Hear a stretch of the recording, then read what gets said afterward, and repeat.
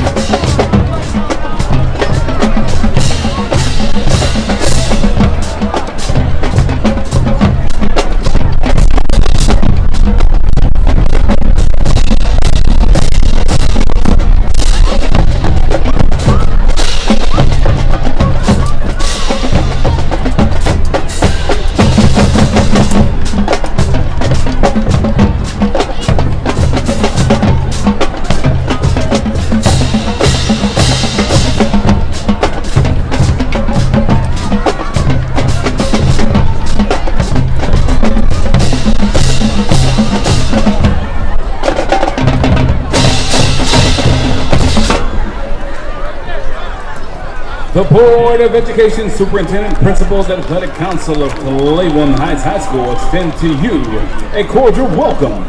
We are pleased that you are here tonight. Cleveland Heights High School and Brunswick High School are members of the Ohio High School Athletic Association and abide by high standards of conduct, competition, and relations with member schools. The athletes in this game are friendly rivals. While play may be fierce, all in attendance tonight are reminded that this is a game between the youngsters and that sporting behavior is expected. The officials assigned to this game have been selected and assigned according to the procedures. You have to think that's not changing here. Likely to see the ball through the air. Kovalik in motion to the outside. Not looking that way. Barnett wants to go left side to Neal. That ball overthrown. Looked like Barnett wanted Neal to keep going there. Maybe toss him a 50-50 ball in coverage. It's Keshwan Reed, but miscommunication. Neal put on the brakes, and that one falls incomplete. Now 4th down. It looks like the kicking unit coming out onto the field. Yeah, nice coverage from Reed. Exactly like you said, Jake. Neal just stopped that route. Not what Barnett wanted to see. But, hey, Heights defense, been a strength all season. They get a big-time stop after the special teams error. We'll see if Brunswick can convert with 3. This is going to be no gimme. 36 yards. Snap, hold down, kickies up, and splits the uprights. What a way to get it done. Vincenzo Di Todoro putting it through the uprights in an early lead coming out for Brunswick, matching their total. Over the last 2 weeks, they put 3 points up on the board and take the first quarter lead over Cleveland Heights, capitalizing on the early turnover. Yeah, you can't ask for much of a better start for Brunswick than that, coming in, getting the first points after an 0-3 start and struggling to get points in their first 3 games. But, hey, if you're Cleveland Heights, not the worst case scenario. Obviously, special teams error, not great, but defense holds Brunswick to 3. Now, hopefully, barring nothing tragic happens on special teams here, you get that offense back out, get some consistency going on offense. We'll see what Cleveland Heights does, adjustments they make on the kickoff. Look like they want to send the unit out there, but maybe a couple guys on the return team not paying attention, and head coach Max Stevens not taking kindly to that. And I don't blame him. This is a unit that hasn't been great, but hey, it's still early-ish in the season. Special teams win games, and interesting look. Like a fake onside kick from Brunswick. Last time, by the way, the fumble coming from Javier Kerr. Brennan, don't think I see him out there on the return team this time. Yeah, Perryman there in the middle. He's the threat to return. We'll see if Brunswick kicks it to him. They will, but it'll be beyond the end zone. Perryman will let it drop, roll out of the back of the end zone, and sets up the touchback. Finally, 2 kickoffs from Brunswick. Now we'll see the Tigers offense in a Tigers offense who struggled to get going in the first half last week against Hudson. They also struggled to really get things going for the majority of the games. Week 1 here, which you watched on the CHUH Schools YouTube channel. That one against Trotwood Madison. Slow starts have kind of been the echo chamber that the Tigers have been stuck in. Yeah, without a doubt. Look at last week, 0 points in that first half. In the second half, you see Elijah Harris kind of come on the scene. And you saw some consistency in that offense, but at that point, too little, too late for the Tigers. So really an emphasis here, getting points on the board early, finding a rhythm on offense. And that's going to be key for the Tigers if they want to win this football game. Well, say his name, he gets the ball. Elijah Harris on the toss. And a first down run, it looks like, right off the rip. 10 yards, and that's pretty much the expected, averaging 9.9 yards per carry so far this season. Another handoff. Harris, this time going right side again, breaks his way out. And, Brendan, you know what that is? Another 10 yards, up to the 40 now, back-to-back 10-yard runs from the freshman. And we mentioned it already early in the broadcast, but that's what catches the eyes of a school like Kentucky Division I. No offers, by the way. Harris, a freshman, had no offers. An SEC school, not terrible for your first one. Man, is he special and does not look like a true freshman out there. The plays he makes, his vision, you could see him finding those holes early, going for positive yardage. Swing pass out. That's Perriman on the grab. Out past the marker already.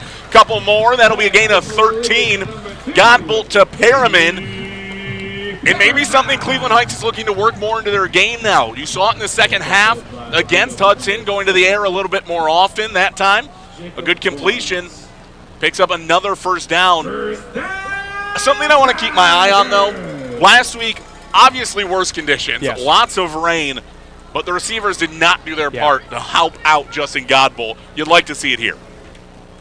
Godbolt, speaking of, can't handle the snap. He's just going to have to fall on that one.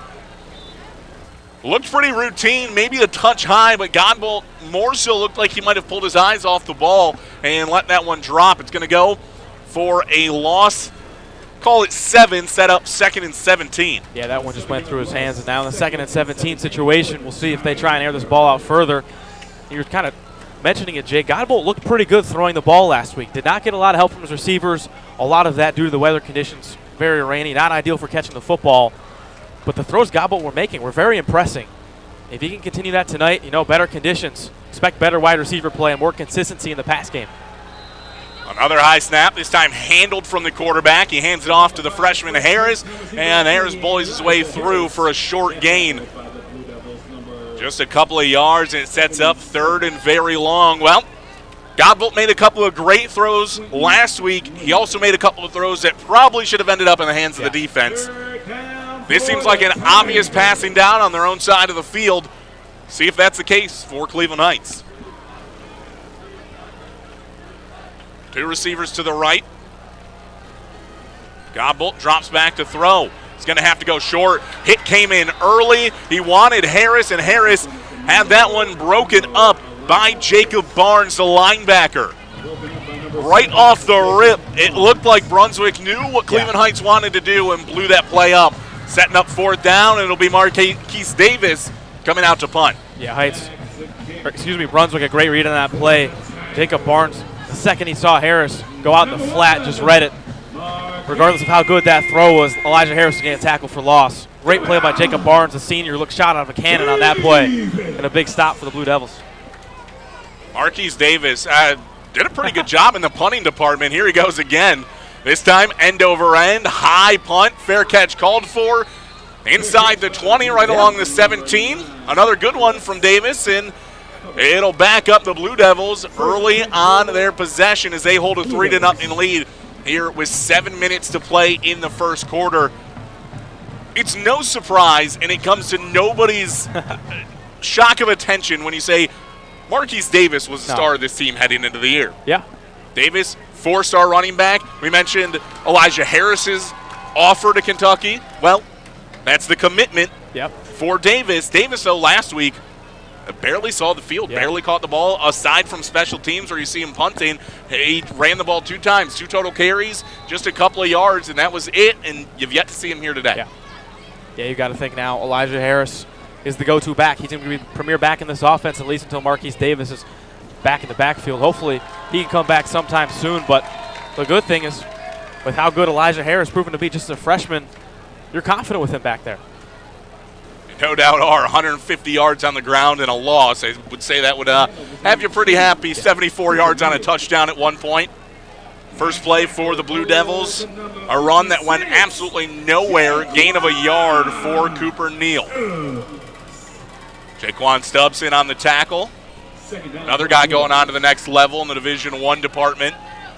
He's going Big Ten to play Minnesota. This time through the air for Brunswick. Completed pass. Barnett finds his target. That's Koaniasa. Yeah, nice time in the pocket for Barnett to make that play. Mentioning Stubbs and his counterpart off the other edge, Jameel Ham, both Division I guys. Ham going to Miami of Ohio next year, leader of this team in sacks with 2. And Stubbs, obviously, like you mentioned, going to Minnesota. With this pass-heavy offense, a shotgun look. Spread offense for Brunswick. There's going to be an emphasis on getting to the quarterback quickly, and those 2 guys are going to be the guys to watch on this defensive line in terms of getting pressure. Barnett under center. Looks to hand the ball off up the middle, and looked like he got grabbed quick there. Not much doing on the ground. Another run coming out for Eli Nichols, but Nichols had nowhere to go. Stopped in his tracks, and he'll call it a loss of 1. Set up 2nd and 11 here for Brunswick. Nice play by both linebackers coming down. Sinatra Williams making another tackle. Go for a loss. 5:30 to play in the first quarter. Blue Devils lead 3-0 over the Tigers. First time we've seen this look. Two backs in the backfield. Nichols and Neal. Roll out right for Barnett. Looking a little bit deep. Tries to find the intermediate route. Hayden Swarm open along the sideline. But throw was high. Falls incomplete, and now 3rd and long coming up. Yeah, and this is a big 3rd down for Cleveland Heights. Get this defense off the field. Get the offense back out, who looked all right in their first drive. So get that ball back in the hands of the offense, and seemingly if you can get a stop here, you'll get good field position. But 3rd down and long, we'll see what Brunswick has dialed up. And an early timeout being called. We've seen 2nd and long not go the way of Cleveland Heights. Now 3rd and long set up. Maybe just want to get on the right page here and make sure that they don't give anything up. And we talked about this last week. When the offense struggles, you need a little defense to help the offense. And that's what they need here. They need good field position, as you watch the incompletion there on 2nd down. But you just need the defense to help you out, help flip that field and set up the offense well. It wasn't a bad showing, but things just stalled out there on the first drive. Yeah. And this is a defense that has looked good. Obviously, that first game, the win versus Trotwood Madison, getting the shutout, the loss at MLK in Michigan week 2, and then lost last week. But all games where the defense looked good, there's just a lot of times where I felt like the opposition had great field position. There wasn't too much the defense could do. Now, obviously, you get a good punt from Davis, pin him inside their 20. Defense, a lot of room to operate with. If they can get a big stop here, that'll be big boost of confidence. Get that ball back in the hands of Godbolt in this offense. Oh, no shortage of receivers. 5 on the field, spread look. 1 in motion, that's Nichols. Now Barnett looking deep, right at the sticks. Gets it to Swarm, completion made, depends on the spot. Well, they'll mark him down at the 37. That's the line to gain, and they'll say it's enough. Move the chains. Another long completion coming out for Brunswick. Yeah, and that's a big one. And what a route by Cooper Neal, just a comeback route. Had 2 guys on him, Ward Effinger, the safety, and also Perryman in the corner assigned to him. Able to beat both of those guys, and a strike delivered from Sharon Barnett. That'll move the sticks. They've looked good through the air so far. Quickly checking off Carter Armstrong. Trips left for Barnett. He'll move Neal over to the right side. Get him a head start. Now ball popped up. A little bit hot coming out of the hands of Barnett, straight into the air, but it falls incomplete to the luck of Brunswick. No defender really in there. Neal and Barnett maybe just not on the same page on how much velocity they wanted on that ball. Yeah, and you can see here this defensive line, great pressure. Jamil Ham came in unblocked. And not a great ball. Deshaun Phillips in the vicinity of it, but wasn't in a play where he's getting handed on the catch or about to light up Neal. It just seemed like, again, one that comes in a little bit too hot, maybe a slight lack of concentration coming out from Neal. Sets you up 2nd and 10. 4:35 to play in the first quarter. Barnett now looking at the intermediate route, nearly picked off. Reading it the whole way, Laren Anderson. Whew. I mean, he had that one down to a T. He did everything except came up with the catch. Yeah. Oh, man, great coverage from Anderson. You can see him there. Picks up Neal. Great job in that zone defense, reading that, just sitting in that zone, forcing Barnett to make the read. Anderson in the right spot at the right time. Unfortunately, can't come with the ball, but a nice pass breakup. Now, LaRon Anderson going to want that one back. Yeah. No doubt about it. That's if you're on the basketball court, that's what they call the $1 million move with a 10-cent finish. You got to come up with the play at the end of it. Made everything right down to the catch. Probably thinking 6 there.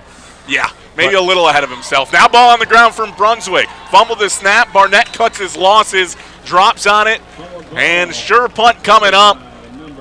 More than a 10-yard loss on the play. And Barnett a little slow to get up. He's going to get to his feet and make his way to the sideline, but you see him unable to handle it.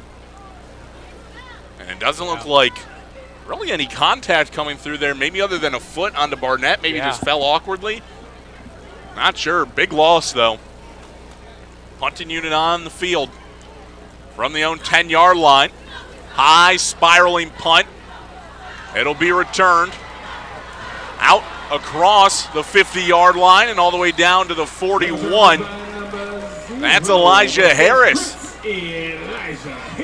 One good week from the kid, and it seems like now he's doing everything, and you can't blame him. He's been electric. Not at all.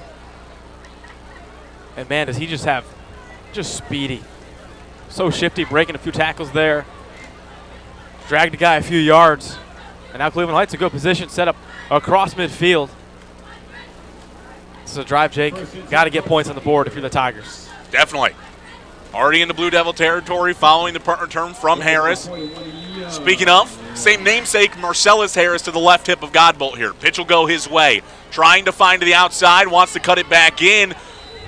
Just short of the line of scrimmage, it'll go as a loss of 1 yard. And another slow first down coming out for the Tigers.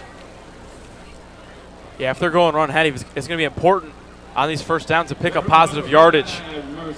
See Marcelis Harris, the guy that when Marquise Davis originally went down was the guy getting most of the reps in the backfield, who looked pretty good doing it.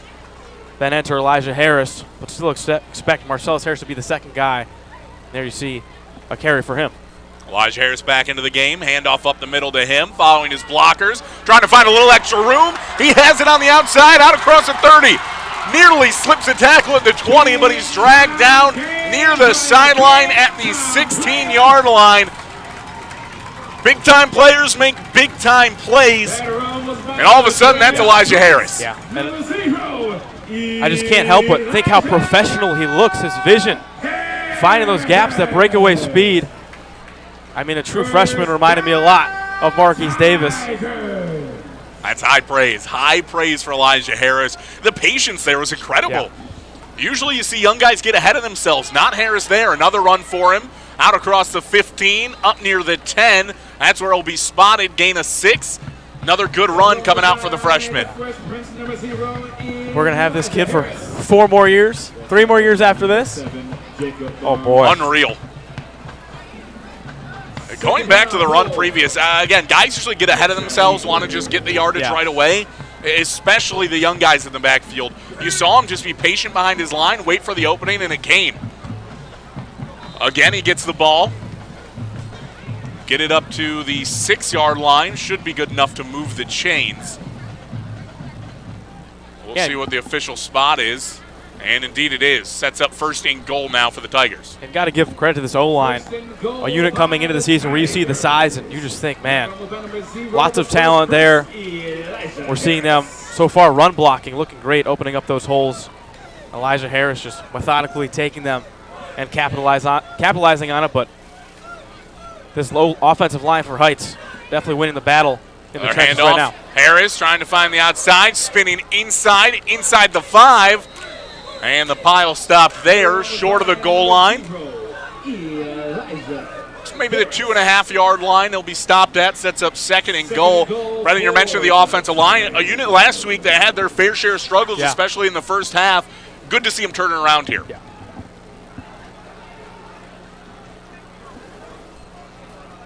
3-yard line, the official spot. Remains Elijah Harris in the backfield.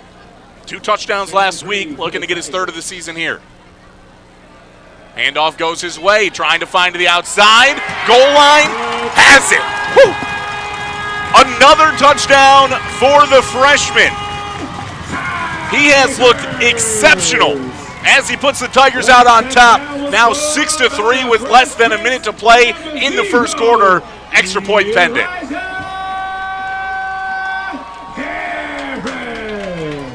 Elijah Harris breaking tackles, leaping into the end zone.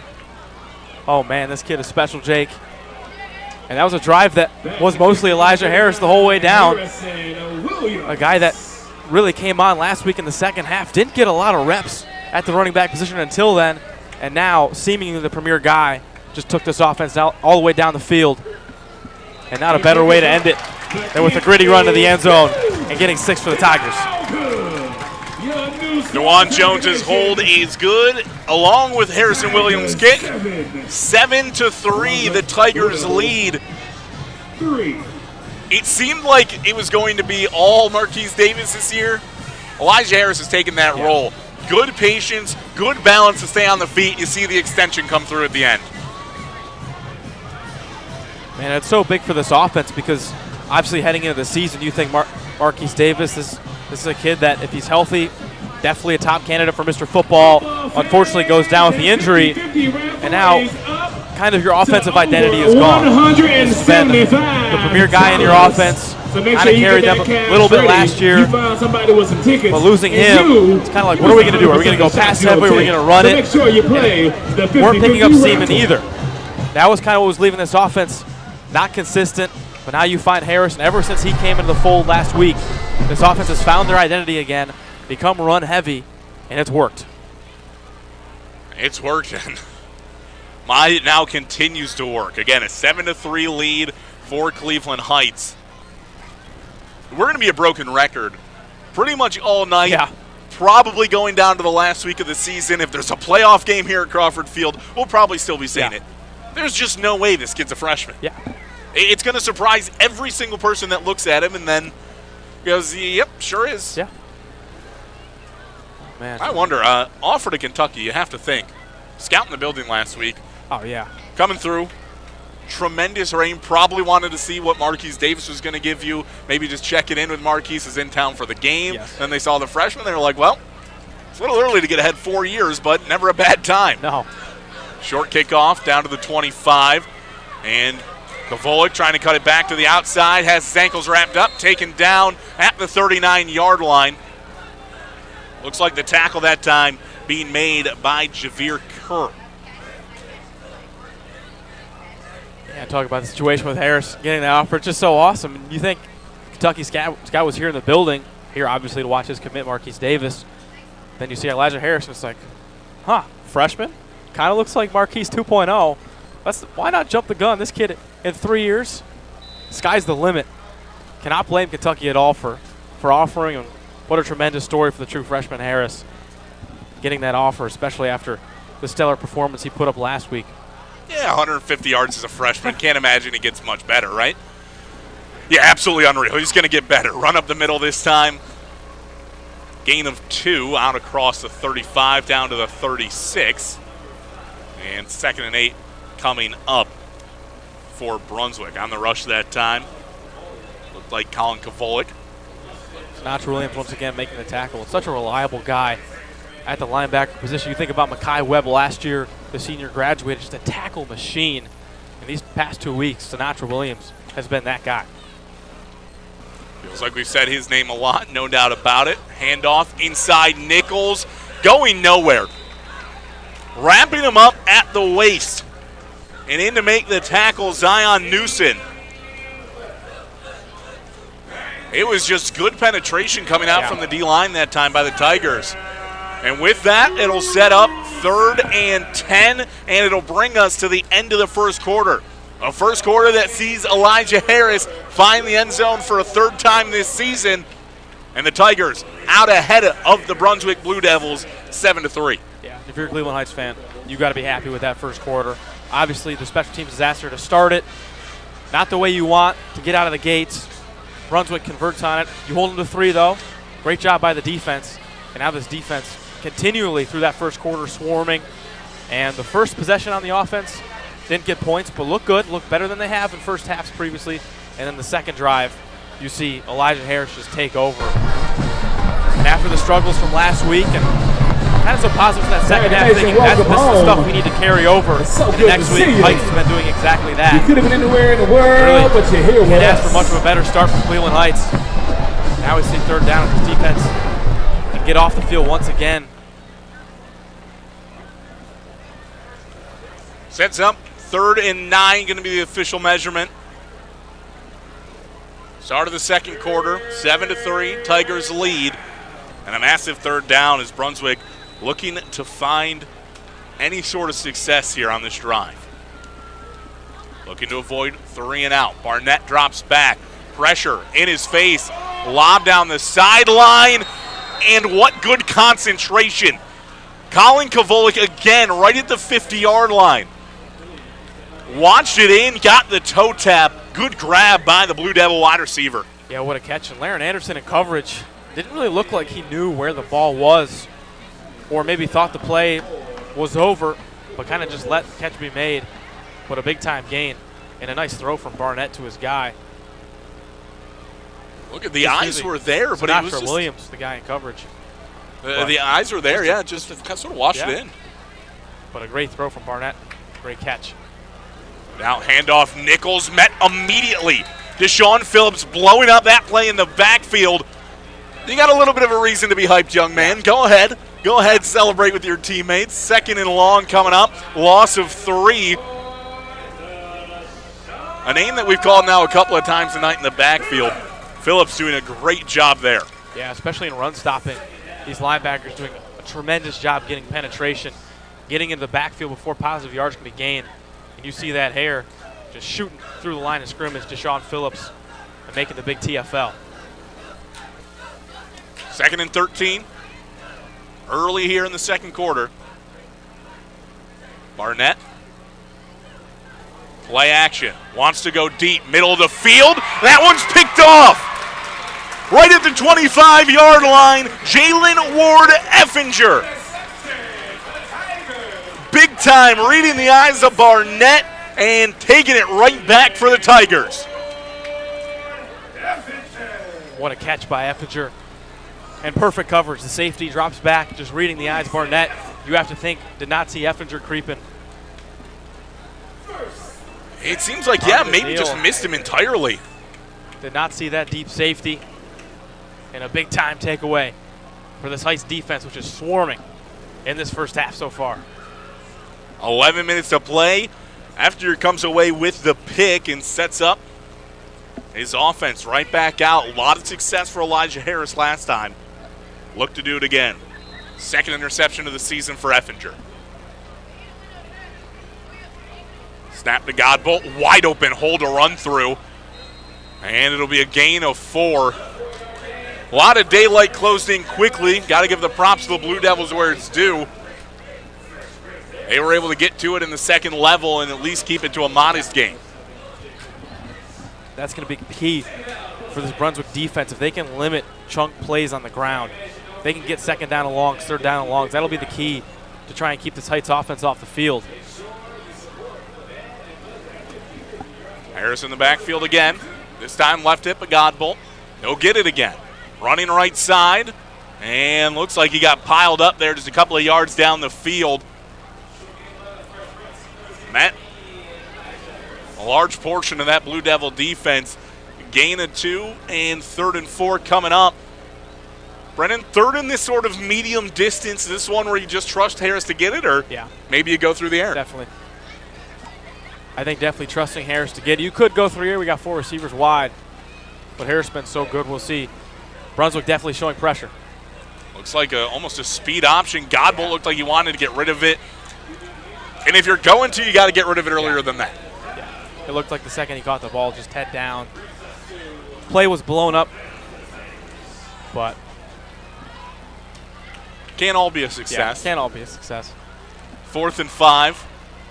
And the punting unit onto the field. Marquise Davis back there to punt. And it looks like Kovalik going to be the return man. Set up right now at the 40.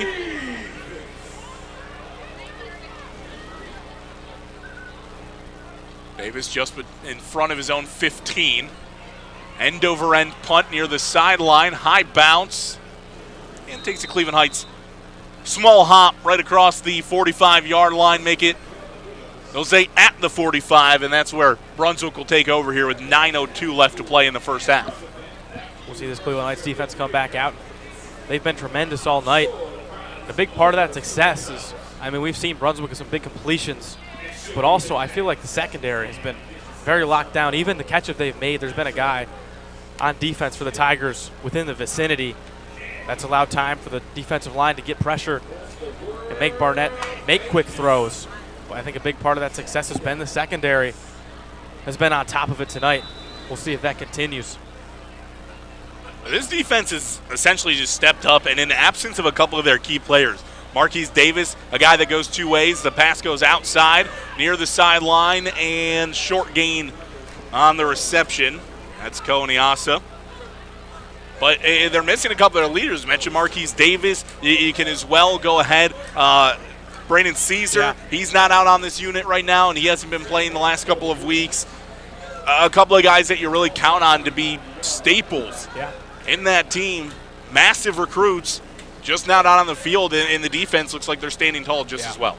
Talk about guys stepping up all around. Brandon Caesar, arguably the best defensive player on this team, committed to West Virginia. Haven't seen him at all this season, but guys have stepped up in his place. Barnett drops back to pass. Good little route coming out on the outside. Catch made, Hayden Swarm. And that'll go up to the 45, this time at Cleveland Heights. And he can go ahead and move those chains. That's going to be a first down for Brunswick. That time Hayden Swarm catching the ball. That's been the Blue Devils' bread and butter in this game. Passing-wise, just those comeback routes. And typically, a lot of the time, the corners of Cleveland Heights able to stick with it through those tough routes, but Brunswick really having their way sort of on those single move comeback routes near the sideline. The Blue Devil wide receivers have looked tremendous. Barnett, swing pass left side, nearly blown up in the backfield, and then the play completed. Elijah Harris going in and making the initial contact. He would come up empty, and his teammates would come out and help him out, making the tackle. 5-yard, maybe 6-yard loss on the play. Another Blue Devils pass blown up for a loss. Once again, my man Sinatra Williams, the guy making a stop. And this Heights defense has just been recognizing a lot of these Brunswick plays, blowing them up. Actually looked like Williams in on that, but I think that was, Deion Solomon Jr. and there to wrap him up. First guy there, but the defense has read these plays. Plethora of tackles for loss. Barnett nowhere to go with it. He got hit in the backfield. You want to mention of Sinatra Williams. He was there to hit the Barnett that time and force the incompletion. Man, is he all over the field. And undersized, too, just 5'7", at that middle linebacker position. But we've seen him excel in pass rush and coverage and run stopping. Just a complete defender at the linebacker position. The senior. I gotta give props where it's due. I think it was the freshman Lamont Judge along the sideline actually came up with the catch. Yeah. Way to be Judge. That's an offensive and defensive lineman. Oh, yeah. Love to see the hands. Athlete. 3rd and 16. Barnett looking middle of the field. Nearly picked off again. Jalen Ward-Effinger in there to break it up. Pass was intended for Brandon Gross, but instead 4th down and another punt for the Blue Devils coming up here with 6:55 to play in the first half. 7-3 lead here for the Tigers. See Jalen Ward-Effinger punching this ball down, and great awareness by him, the safety. Looked like originally he was taking the assignment of Hayden Swarm, who was streaking down the sideline, read the eyes of Barnett, decided to collapse in on the intended receiver. Cooper Neal just gets in the way, punches it down. Great awareness from the safety, Ward-Effinger, who's having a night. Deep punt. It's going to be let go by Harris. Trickling, nearly stopping, and then finally getting into the end zone. This is just one of those things Elijah Harris can do no wrong. No. Lets that one drop. Nearly got his team pinned, but he'll go up to coach and say, there's no way that one was staying in, coach. There's no shot. I knew that was going out. Yeah, he'll go to the sideline. Never a doubt. Don't worry, coach. That Didn't one even blink. Yeah, as close as you can get. I mean, that stopped about a yard, if that, into the end zone. But, hey, works out. Like you said, Harris can do no wrong. We'll see him once again out on the field, taking reps at the running back position. Just the one score so far, and it was Harris getting in there. Mention his 3rd touchdown. Going to mention it throughout the broadcast, so if you've heard it enough, you haven't, because we're going to continue saying it. Got his offer as a freshman already to the University of Kentucky. This time, Godbolt swing, pass out wide. Henry Perriman near sideline makes the grab, stays on his feet before he steps out of bounds at the 34-yard line. Gain of 14 sets up a new set of downs right there. First down play with a big pickup. There you go, a nice completion. A nice block on the outside by a Tiger. Freeing up some space, getting extra yardage for Perryman. Encouraging to see a pass play go forward. We'll see if they can pick up some steam through the air. See what Godbolt wants to do. Play action, pass to the middle, finds his tight end.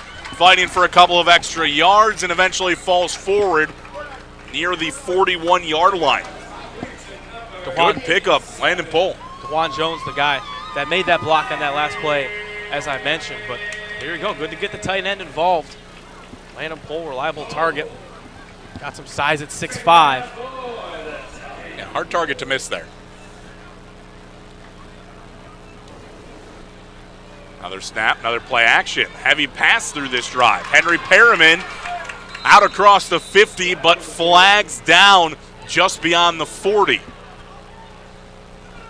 Yeah, that one will go against DeJuan Jones. An identical play call to what we saw 2 plays ago. Got beat by his man and looked like a block in the back. We'll see. Indeed it is. That's the block in the back that you called for. Didn't get to see it in real time. Not sure that block was all that necessary. No. It looked like Perriman had a little bit of room. Yeah, Landon Kirchner was a defender for the Blue Devils who looked like was in position to make that tackle, but then a nice cut by the ball carrier kind of freed him up, and then the block after from DeJuan Jones will move Heights back. Another first down, now negated. 2nd and 12 here, more than halfway to play in the second quarter. Godbolt, 3 receivers to his right, just Perriman down to the left. Another pass play, wants the one-on-one with Perriman. Perriman backing up, got a foot in bounds. Wow. Guys were giving Godbolt no help last week. Hey, Henry Perriman, go make a play, and boy did he. Oh, man, what a play. 1-on-1 on the inside here. What a high point by Perriman coming down with that football. And, hey, that's a pretty ball from Godbolt. There's a big chunk play through the air for the Tigers, and now across midfield. A much more balanced attack. Yeah. I mean, it has been not 50-50, but you see a lot of passes come out. Here you'll see another one. Play action. Nearly had Pohl. Pass broken up. That time in coverage, Landon Kirchner able to get that one as well. Godbolt, he got hit in the backfield. Looked like Brandon Gross in there to lay the boom, but still a good pass, just unable to be brought in by Pohl through the tight coverage. Yeah, that's most important thing. Godbolt getting that football out. Like you said, Brandon Gross came screaming off the outside. And good coverage. Kirchner with the pass breakup. Godbolt, this time the handoff. Harris, one move back inside. Pickup of about 5, sets up 3rd and medium, and really opens up the playbook entirely for the Tigers. Yeah, and this is what we saw in the second half of last week's game when success started to happen on the offensive side of the ball. Although passes weren't being completed, a lot of drops for Heights, but it's still, we saw that balanced attack, and it really did open up the playbook. And Elijah Harris obviously proved to be the reliable man. They started going with him more, but it was really the balanced part of this offense. Balanced play calling that opened this offense back up last week, and that's what it's done wonders so far here. Perriman spinning, trying to find anything. Gets about 2 yards. That'll set up 4th and 4. And in plus territory, this is one where Max Stevens usually likes to keep his offense on the field. Does look like that's going to be the case here again. Yeah, you got to go. Cross midfield, 4th down and 4, very manageable. Be interesting to see the play call if they try wide receiver screen, which they've been going with in the past game, or if you just give to Elijah Harris, which is probably the most likely option. This is one of those sort of no-man territories. Yeah. You're looking right down the eyes of a 50-plus yard kick. Yeah. That's not going to happen more than likely than not, so let's just go for it. Pitch out to the left. Harris finds a seam, and he's out to the 25-yard line. Spotted at the 24. Good enough for a first down. Tigers moving the sticks via the freshman once again. And that's just a tremendous play call from the Tigers. Got a bunch of blockers pulling over to that left side. All handled their assignment, freeing up some space for Harris. And so quick, you know he's going to burst through those seams. First down, Tigers. Beautiful play call. Uh-oh. What do we have here? Flag down on the far side of the field. Could this one be coming back? Looks like it is, Jake. Tigers offense appears to back up.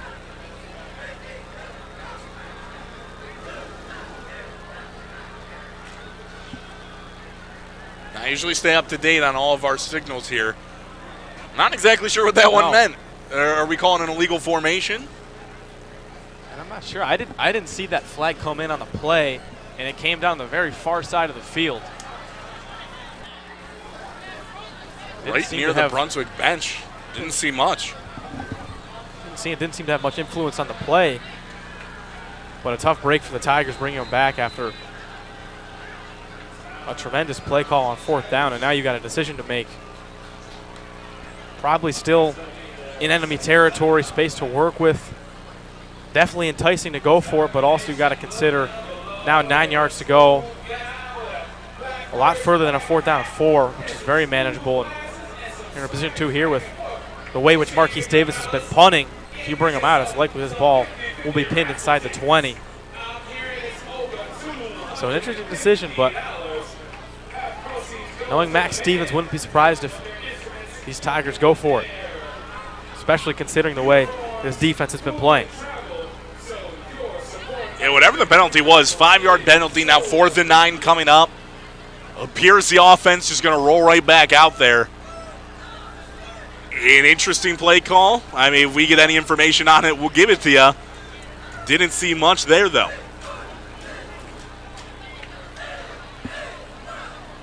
Fourth and 9. Godbolt, Elijah Harris in the backfield, 2 receivers to the left. And 1 lone receiver there at the top of the screen, far out to the right. Hold just off the right side of the line. He's the tight end. Brunswick showing pressure. See if it stays. Motion right to left. Play action. Looking to throw, middle of the field, has Jones! And he had him late coverage and late breakup coming in. Seemed like it was still in his arms and then fluttered out at the last second.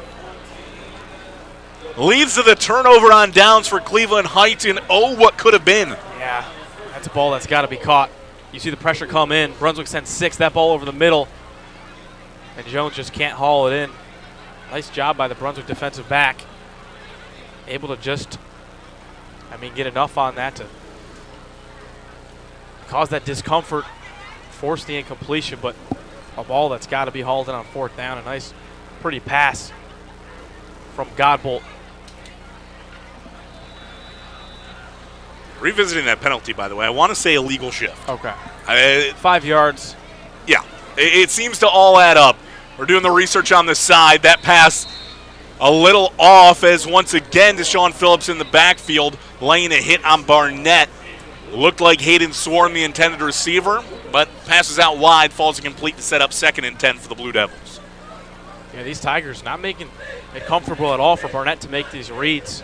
We've seen the linebackers coming down and pressure. That time, once again, Deshaun Phillips, the first man to Barnett, forcing the errant throw. Another 2nd and 10 coming up. And plenty of time here to receive the call. 3:56 left to play in the first half. Tigers out ahead 7-3. And looks like we're backing up once again. 1st and 15. Another penalty coming through. Didn't catch what that one was. Again, 5-yard penalty. Resets up 1st down. But we're ready to roll here. Barnett in the backfield. Drops back.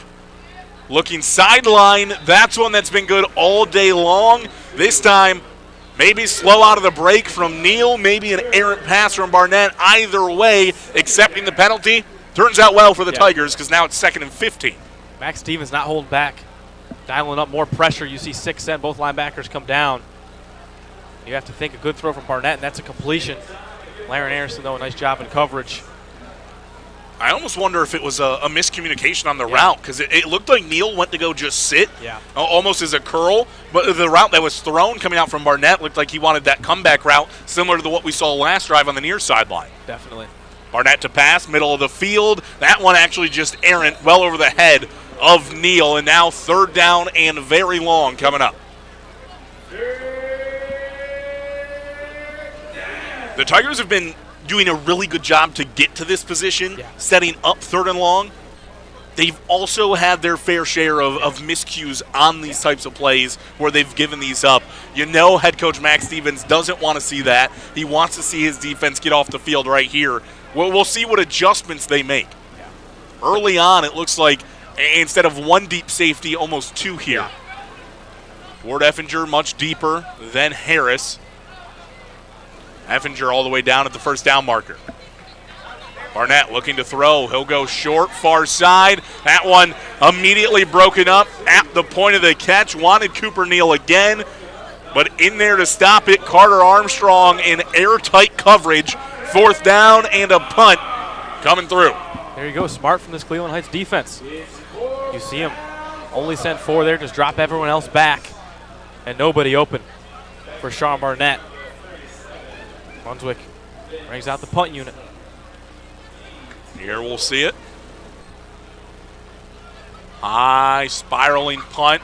This time going to be fielded by Elijah Harris. Makes one man miss. Now jumps his way through a set of defenders. All the way up near the 40. Flags fly in. Harris bullied to the ground. And the flag all the way inside now, the 35-yard line. Yeah, this will be another block in the back. This one will go against Henry Perryman. Once again, a block that didn't have to be made. Elijah Harris has already passed the special teamer for Brunswick, but this one will bring back Cleveland Heights. Once again, another special teams miscue coming out for the Tigers. Yeah, a fairly good return there by Elijah Harris. Wasn't anything that blew your socks off, but it was going to set you up in solid position, and now you're backed up inside your own 25 at the 23-yard line. 3 minutes, 20 seconds left to play in the first half. Again, 4-point lead here for Cleveland Heights in the low-scoring affair. Be interesting to see how this offense operates now. Obviously, with time winding down in the first half, just 3:20 to go. We'll see if they stick run heavy, try and wind that clock down to zeros. Harris has been doing a great job to make the first guy miss. Not the case there. Good wrap up and bring down Colin Kavolik. Yeah, no urgency from Heights.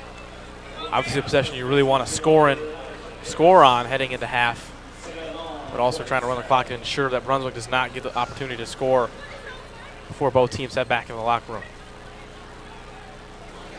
Godbolt's feet planted at his own 16. Pitch out to the right side and blown up immediately. Another negative run play coming through for Cleveland Heights. Back to back. Looked like Eli Nichols in there to get there early, joined by a teammate. And there was just no questioning going on from the Blue Devil defense. They had that play lined up straight from the start. And now it looks like they're going to use a timeout to make sure there is time left on the clock as it's third and very long coming up. Yeah, this drive has gone about as good as it can go so far for the Blue Devils defense. Eli Nichols, the first man in the backfield, bringing down Elijah Harris, but smart timeout there. Third down and long. Cleveland Heights pinned inside their own 20. You got to think if you get the ball back here, if you force Cleveland Heights to punt, you're going to get the ball across midfield and a prime opportunity to score. Smart job by Blue Devils. Get the timeout. Obviously got to capitalize and get a stop here, but they're in good position. This is where I'm a big fan of a good old-fashioned arm punt. Yeah. Okay? Yeah. I got one-on-one coverage here at the bottom of your screen. I'm sending that guy as far as I can, as far as my quarterback can throw it, and give him a 50 ball. Yep. Looks like that's what we're getting. Fighting along the sideline, wanting a flag. Doesn't appear it's going to come through. Incomplete pass sets up fourth down. And it looked like the intended receiver, Damari Sells. A lot of hand fighting there on the sideline, as you can see right here. Brendan, you think good call, or there should have been a flag pulled out? I think good call. I don't know if there's enough there. Looks like both guys were hand fighting. Landon Kirchner, the man in coverage. We've seen Heights target him a lot. A few times they've gotten completions on him, but that time Landon Kirchner, tight in coverage, makes the stop. And a big one for the Blue Devils, who now with 2:31 to go, lots of time left to get some quick points before half. Nearly in there, you get a stop. Low line drive punt. Bounces out across the 50 and continues to roll inside the 45. and will eventually settle at the 43.5-yard line. When your feet are playing in your own end zone and someone nearly gets a fingertip on the ball, yeah, getting into the other side of the field is not a bad result. You'll take it for sure. I mean, that's all you need, Marquise Davis, do it all. We've seen last week, how many punts did he have inside the 10? Probably 3. I have 3, 4. The guy that star punter, I guess you could say, but that's the job. Just get this ball across midfield, make it hard for the Blue Devils to get a touchdown. Obviously, we know they can kick the football, but they'll accept 3, ideally get a stop, but don't want to give them 6. A nice punt by Marquise Davis to push this ball across the 50. Barnett now set up, rolls out left, trying to find his favorite target, Neal, and once again just leading him too far. 2:10 left to play here in the first half, and 2nd and 10 for the Blue Devils. Brendan, I wonder if the Kentucky Wildcats are looking for a punter. Yeah. Because if they are, they have to be taking notice. It's not often you get the mixture of a position player and punter at the Division I level in college, but if they need one, Marquise Davis has to at least be a consideration. Yeah, that's a good point. I think we should get on the lines with them as soon as possible. Say, hey, we know this guy, top running back in the state of Ohio. We know what he can do on the ground, but hey, what if I told you that he can punt the ball 50 yards and he's going to put some offenses in a bad spot? Deep ball down the field. Effinger. Jalen Ward Effinger once again. Ball into his chest. And that's when you see him head down. He knows he should have came away with that one. And what a big takeaway it would have been. Yeah, you have to wonder. Barnett's just not seeing him. Once again in the vicinity. Effinger, and he's been around the ball all night in the secondary. That one, though, man, would have been nice to come up with. Brendan, every time you hear a quarterback talk, what do they tell you? First thing they look at when they see a defense, you address the safeties. It usually gives you a good idea of where coverage is going to be. Effinger is almost always the lone guy farther back than everyone else, and now that's the 2nd, maybe 3rd time Barnett's just lost track of it. Yeah. Luckily for Brunswick, it's only came back to bite them one time. 2:04 to play. Dropping back to pass here on 3rd and 10. Barnett starting to feel the pressure, and he's wrapped up, throws that one. Is the flag going to come out? And I think it might. Did not look like he was out of the pocket. He went straight back. Yeah. It looks like, in between the hash marks and already that ball located off to the right side. I'm not sure he escaped, and there comes the flag. You see it, right hash, it's released, and by the time he lets go of this ball, nearly back to that hash, and certainly not making it back to the line of scrimmage. Yeah. Definitely the right call made. Big one once again, Sinatra Williams, the first one there. Had some time. Blue Devils offensive line held there. Just once again, the Cleveland Heights secondary doing a good job locking down receivers, no reads available. And actually, Brennan, that's a massive call. Yeah, big time. Now Brunswick going to be punting from inside their own 10. A huge loss there, setting up a loss of downs and 4th down. And Cleveland Heights realistically could move this one across the 50. Whistles blow again. That punt would have went out of bounds. And it would have been in Brunswick territory, and it looks like the punter right now for Brunswick, Vincenzo Di Teodoro, is getting a talking to from the referee. Yeah, I don't know. I wonder if referees weren't ready, snapped it early. Maybe didn't get the go whistle on that one. Doesn't look like anything enforced no on. flags. Yeah. I have to think something along those lines. But good for him. He gets another opportunity. That one out of bounds. See if he can do one better. We'll see. Punt nearly came in. Good job to avoid the actual punter. And Harris mishandles that one. Able to scoop it up at least, and he's taken down right where he grabs it inside the Cleveland Heights 40. Down at about the 38. Another miscue this time, avoiding the problem. And if you're Harris here, you just got to take a step back. Yeah.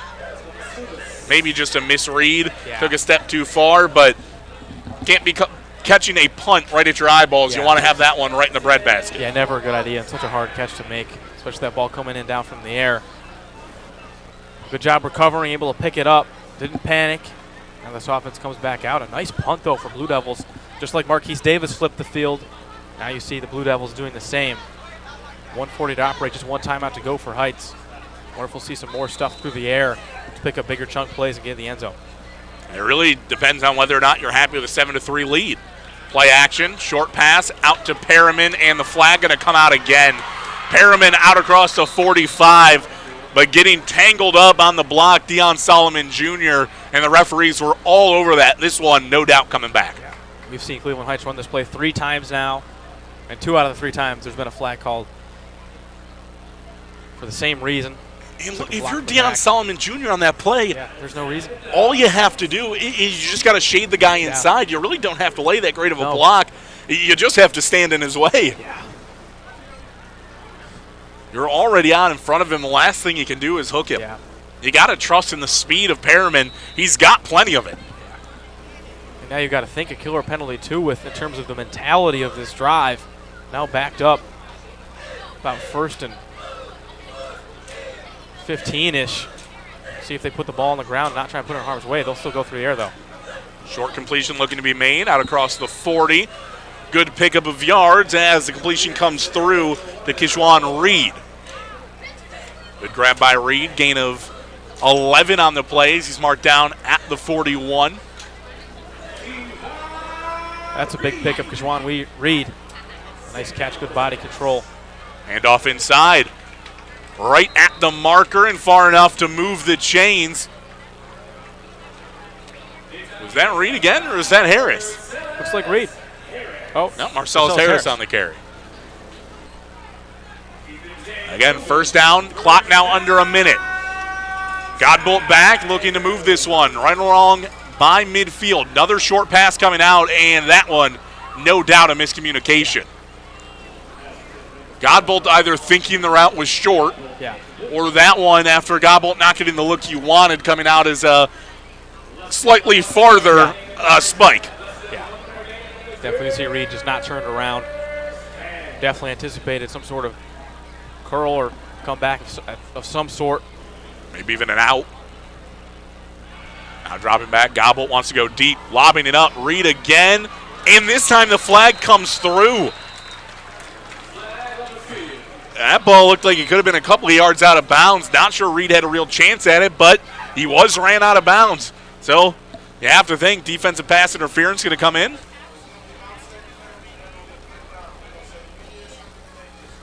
But also, piece of laundry in the backfield here too. Yeah, lots to sort out.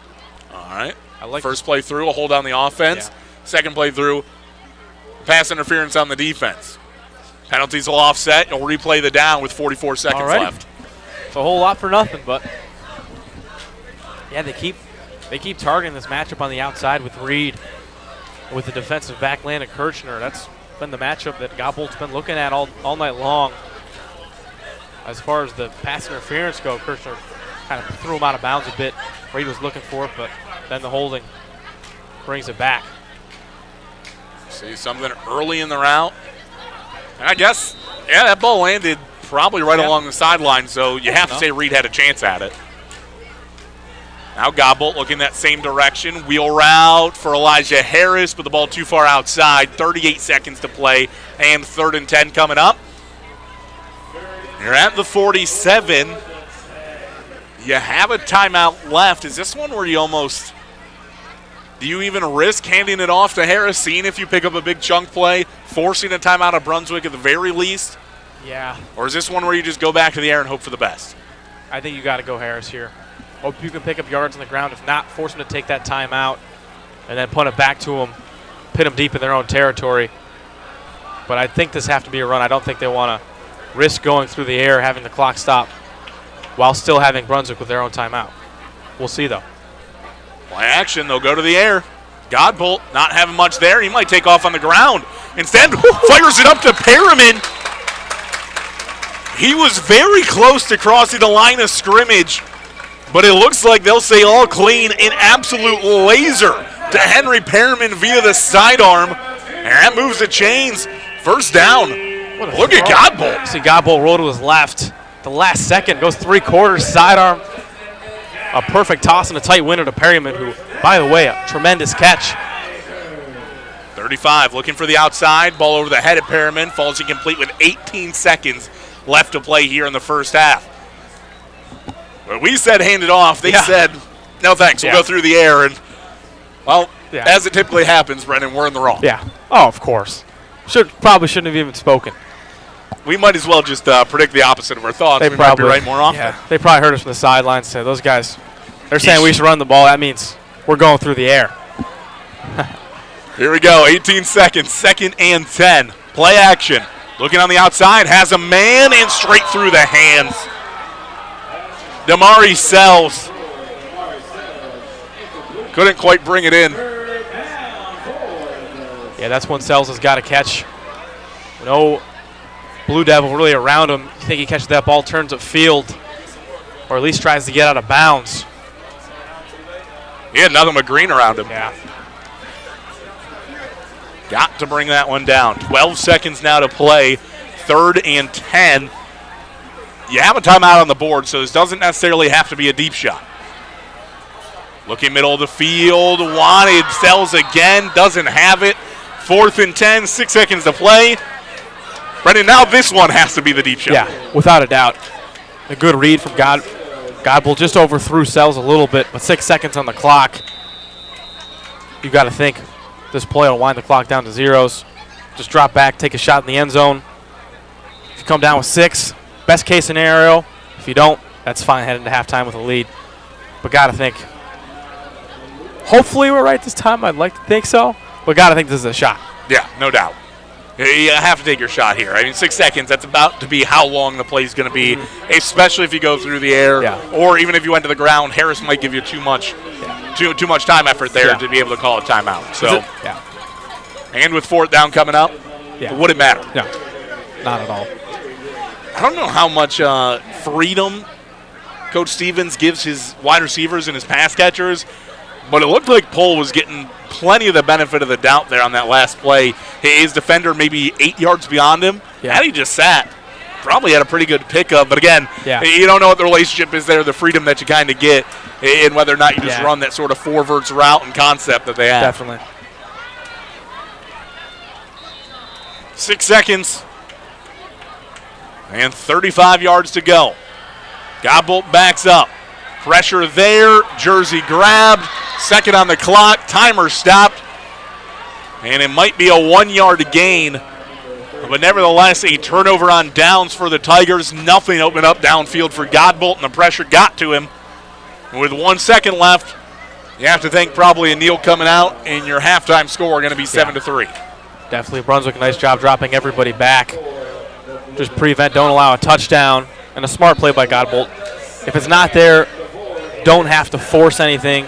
Just take it down, have to assume Brunswick will just kneel this ball out, send us into half. And right now, Barnett situating himself under center appears to be what the play call's going to be. Unless they want to hand it off here, but no. Just take it right to the buzzer. An interesting first half despite a low score. The Cleveland Heights High Tigers lead 7-3. And everything, all things considered, you have to be happy if you're a Tigers fan. Yeah, without a doubt, Jake. And this is a score that 7-3. Probably think be happy with more. But this has been a half so far that you have to be pleased with. Defenses look great. They've made Sean Barnett comfortable all night long. We've seen heavy blitz from this Max Stevens defense. And secondary, tremendous job by them. Not a lot of open receivers. We've seen a few takeaways. Ward Effinger has been a ball hawk at the safety position. And even the drives come away with 7, which probably not as much as you would like ideally. But these drives, they're extended. You're not getting 3 and outs. You're getting more steam. Elijah Harris has picked it up, and definitely a half that you're pleased with. Yeah, I mean, you got to focus in on the defense. They've been absolutely stellar. Haven't really given up much. You get the one miscue on special teams, still some things to clean up there, but I think you're happy going into this half with the lead. Again, a game that we characterize as sort of a get-back game Yeah. for Cleveland Heights, and so far on pace to get it. But we'll have about 20 minutes here of an intermission. We'll get back to here for the second half. Again, coming your way, you'll see the second half of Cleveland Heights High football, where they lead the Brunswick Blue Devils 7-3. Jake Volnick, Brendan Canes, welcome you back in for the second half once we get there, right here on the CHUH Schools YouTube channel.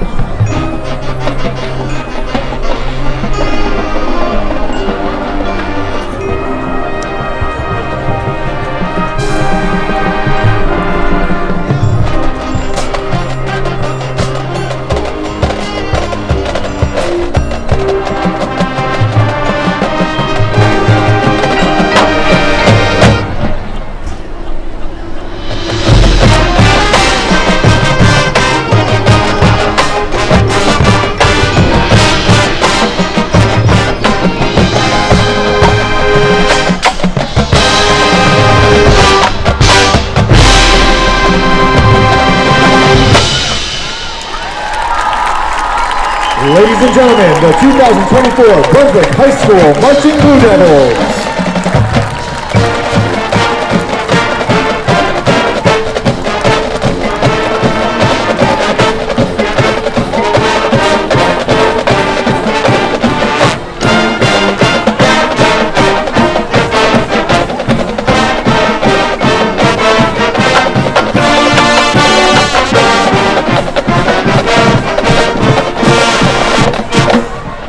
Let's hear one more time for our 2024 Brunswick High School Marching Blue Devils. The Marching Blue Devils are grateful to share the field with the Cleveland Heights High School Marching Band tonight and would like to wish them best of luck with the rest of their football and marching season.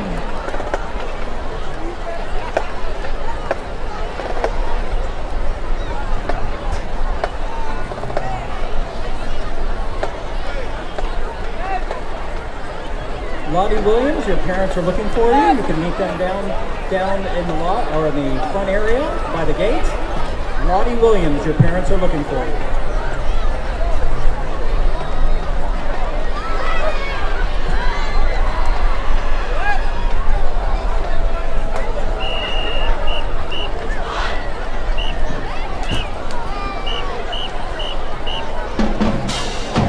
Cleveland Heights High School proudly presents the Heights Tiger Marching Band! In our 2024 production that explores the other side of Valentine's Day, we give you Bad Romance!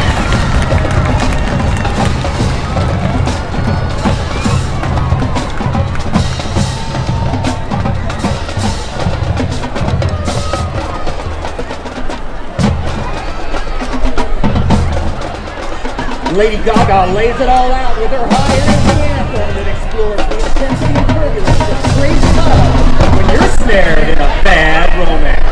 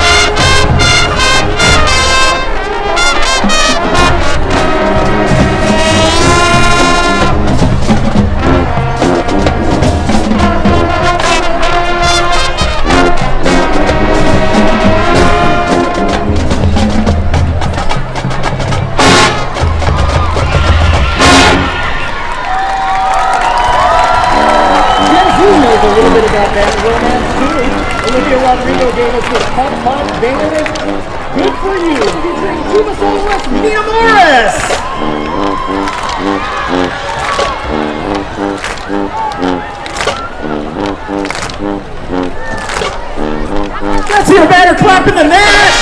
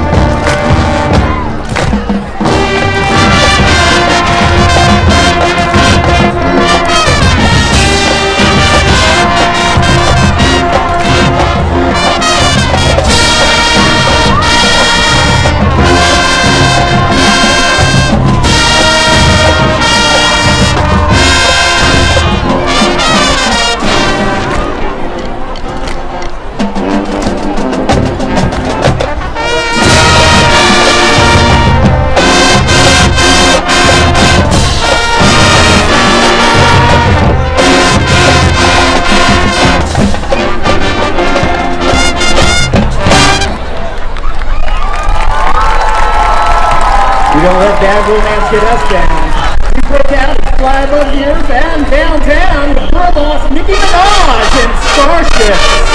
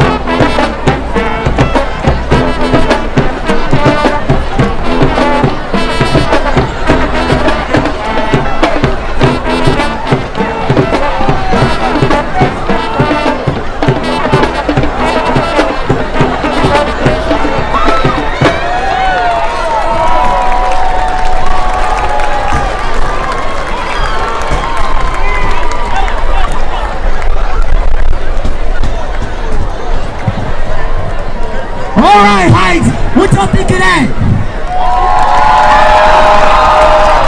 I'm not hearing nothing. But I don't know if y'all was here last week, but we not done. Get out your seats for the Cupid Shuffle.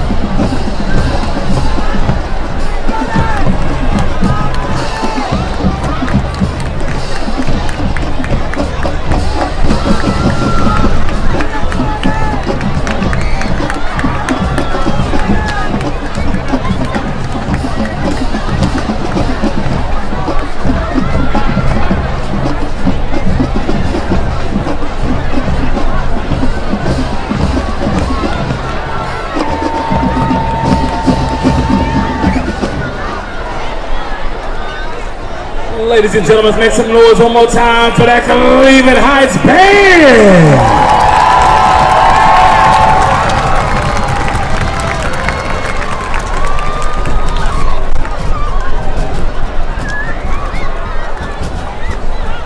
All right, you know why we all here. It's time to meet your 2024 homecoming court.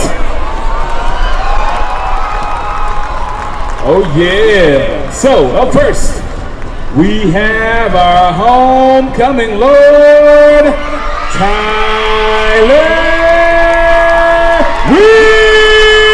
Wilson.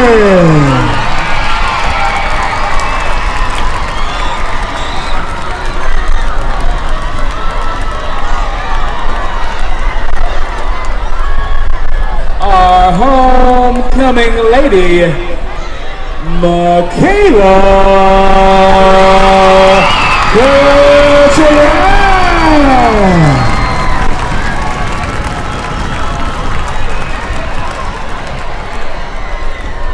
The homecoming Duke, Jelani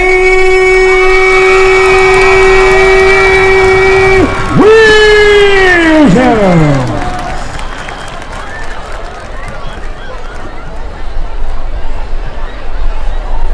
Your homecoming Duchess, Diana Bafiguri.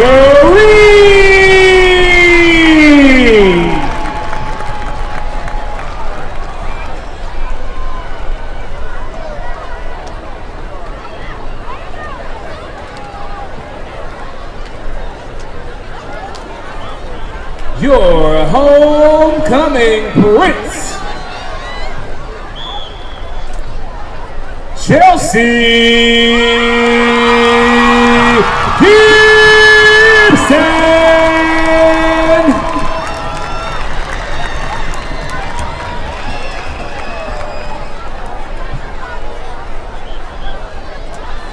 Your homecoming princess, Jaylen Parker.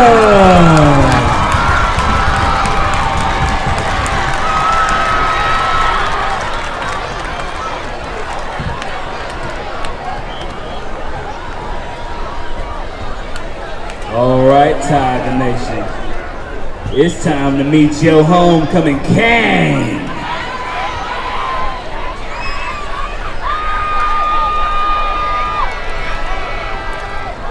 Your homecoming king,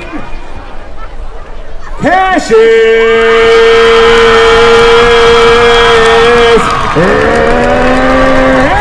Ranko.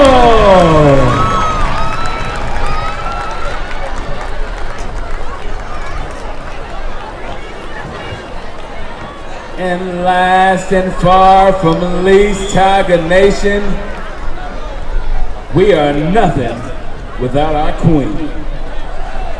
Let's make some noise for your 2024 homecoming queen, Michaela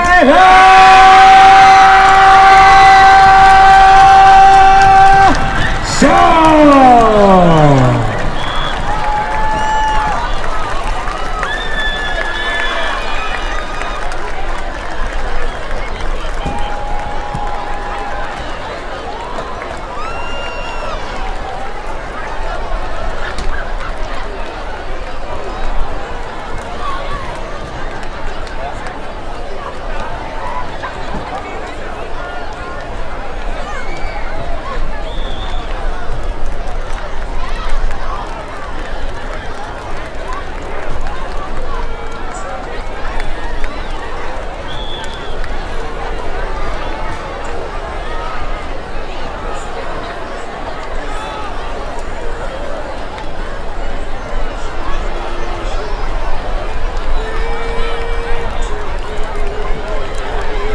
Tiger Nation, let's make some noise one more time for your homecoming court. Tyler Wilson, Michaela Catron, Jelani Williams, Diana Bafiguri, Chelsea Gibson, Jalen Putnam, your king, Cassius Randall, and your queen, Michaela Shaw.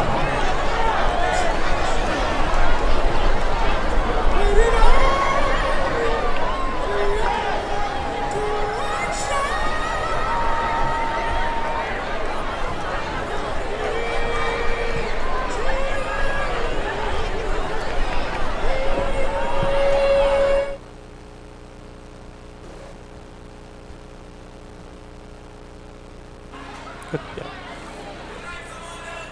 7-3, the Tigers lead the Brunswick Blue Devils here, getting ready to begin the second half. Brendan, the scoreline sort of says a different story maybe than what we saw on the field with our own two eyes over those first few minutes. Yeah, without a doubt, Jake, and 7-3, a one-possession ball game. Brunswick just down 4 points in this game, but it has been an evening where it's felt more lopsided toward the Tigers' direction of things. And that's something without Marquise Davis's offense, not as explosive as it's been in the past. It's just not as much of a reality that you're going to score 40 points a night and have true blowouts.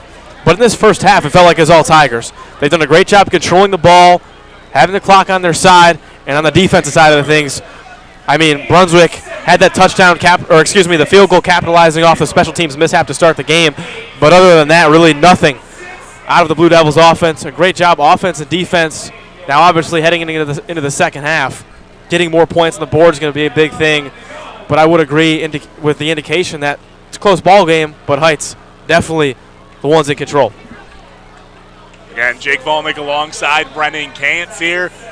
Brendan mentioned the mishap on the kickoff that allowed Brunswick to start with the ball, but traditionally received by Cleveland Heights, so they'll be kicking off here and giving Brunswick the start to the second half on offense. High spiraling kick.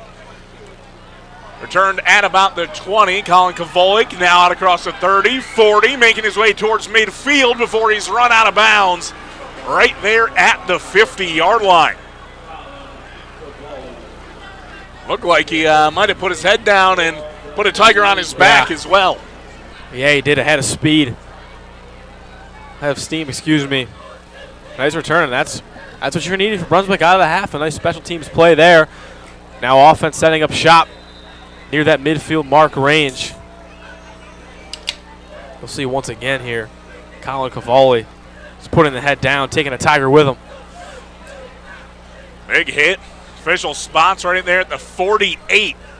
Nearly at midfield already. Thought about the handoff, play action, blown up in the backfield once again. All day long. And there are the two guys that, Brendan, you and I off the air had a conversation about at the half. Deshaun Phillips, Sinatra Williams, both in there to help make the tackle. Yeah. Sinatra Williams all over the field. And once again, we see coming out another blitz. Both those linebackers come down. Both great penetration through the line. And nothing Sean Barnett could do except just take the sack. See Barnett here. Set up second and about 14. Drops back, play action, middle of the field, has his man Neal. Neal slips a tackle and maybe lets the ball slip loose as well. Recovered at the 35, and it looked like Neal able to fall on it once again, but that was pried loose. And I think that was Jalen Ward Effinger. Yeah. Able to get that one out of the hands of Neal, and he's lucky to fall on it. Definitely looking at that throw. Perfection from Sean Barnett with the timing. A seed right into the hands of Cooper Neal, who made a nice catch. You'll see this just straight over the middle. Catch breaks the tackle. And then Ward Effinger. Tremendous night in the secondary. Already an interception in that first half, already making plays. Brunswick lucky to still have the football. Last line of defense back there, and he's been great all night. Barnett rolling to the left, wanting to go short. Does so. Now up to the 30 after the grab, putting his head down, making his way all the way to the 25. That should be good enough for a first down. The catch there, Brandon Gross. Really laying down his shoulder. A couple of big plays made by the Blue Devils. And, I mean, they're getting battered and bruised on their way to doing it. Yeah. Well, picking up good yards doing so. We've seen making Cleveland Heights defenders miss. That time, Laren Anderson unable to come up with the tackle. See the extra yardage added for Brandon Gross. Miscommunication there, maybe wanting the handoff. And Cooper Neal tackled in the backfield. And that, once again, making the tackle, I think that was Sinatra Williams, able to trip up Neal. I mean, we can practically just go back and forth between Deshaun Phillips and Sinatra Williams. Yeah. They've been everywhere today. Yeah. Guys that have stepped up. We talk about this defense, some key components being out. Next man up mentality. Every Tiger that's just come in has stepped up, and this linebacker pairing has been on it tonight. Jameel Ham in there as well, helping to trip up Neal. 2nd and 15 upcoming.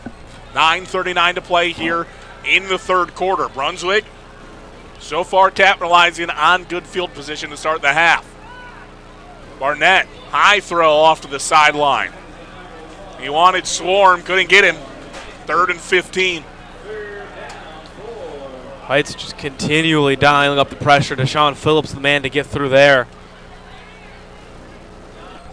And obviously you're getting blitzed, but if you're Brunswick, if especially you're the quarterback, Sean Barnett, you probably want some better pass protection.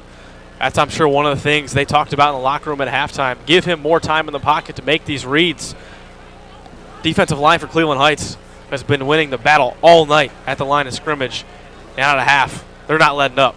They've been really wrecking havoc. Barnett alone here on 3rd and 15. Motions Kavilic to the right. Screen set up. Kavilic can't handle it over his head. And 4th and long coming up. That's one Barnett's probably got to put on a better line there. A little high for his receiver. Yeah, don't hate the call there. 3rd and long. Take a chance at the screen pass. Just an errant throw. Cleveland Heights defense, another stop. Looks like we'll see a Brunswick punt. They'll try and pin the Tigers back inside their own 10. I don't think this is a punt at all. Oh, field goal. This is a field goal attempt coming out. They're laying it down. I mean, it's just shy of 50 yards. Looks like 48 coming up. Vincenzo Di Teodoro. 48-yard attempt to make it a 1-point game. Snaps down, hold, a little wonky, kicks in the air, and fluttering short. There's a return to be had. And now the whistles blow.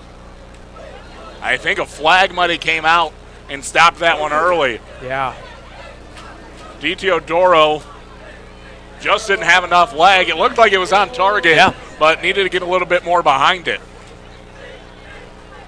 Definitely looked good in the air. Had the trajectory. Just short, like you said, Jake. That, by the way, with a play that maybe the hold not so great. Yeah.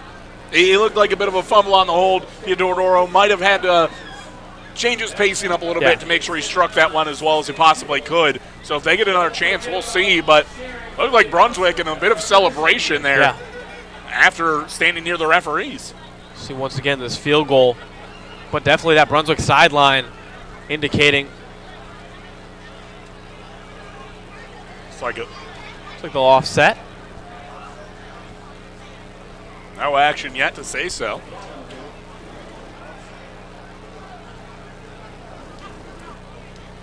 Or not look like another penalty. There are two Looks like penalties two penalties on the Tigers, one on Brunswick. Was there something after the play? It might have missed. I mean, looked like an unsportsmanlike conduct penalty. And 2 going the way of Cleveland Heights. That's going to be that's an big. automatic first down. That's a big swing. And on the field, I mean, I don't know about you, Brendan. I didn't see anything. I didn't see anything either. Maybe some chippiness after the play. By way of words, Barnett now back on first down, taking off and running, slipping through a bit of a hole. Up towards the 10-yard line. Gets down to the 9. Big pickup. Maybe a gain of 7 to set up 2nd and 3. And, yeah, that's a missed field goal turned into a very good chance at punching it in for 6 now and taking the lead here for the Blue Devils. Totally. And this is best opportunity they've had since their first possession of the game to go get 6. You have to think an opportunity they do not want to squander, especially, I mean, looking only 3 points scored in their last 2 games. Now and tonight they get their 3 points, but still not a lot offensively. This is a possession you got to take advantage if you're Brunswick. 2nd and 3. Barnett rolling right, looking for his receiver. 2 in the area, neither come up with it. Looked like Kavolik there as well as Hayden Swarm.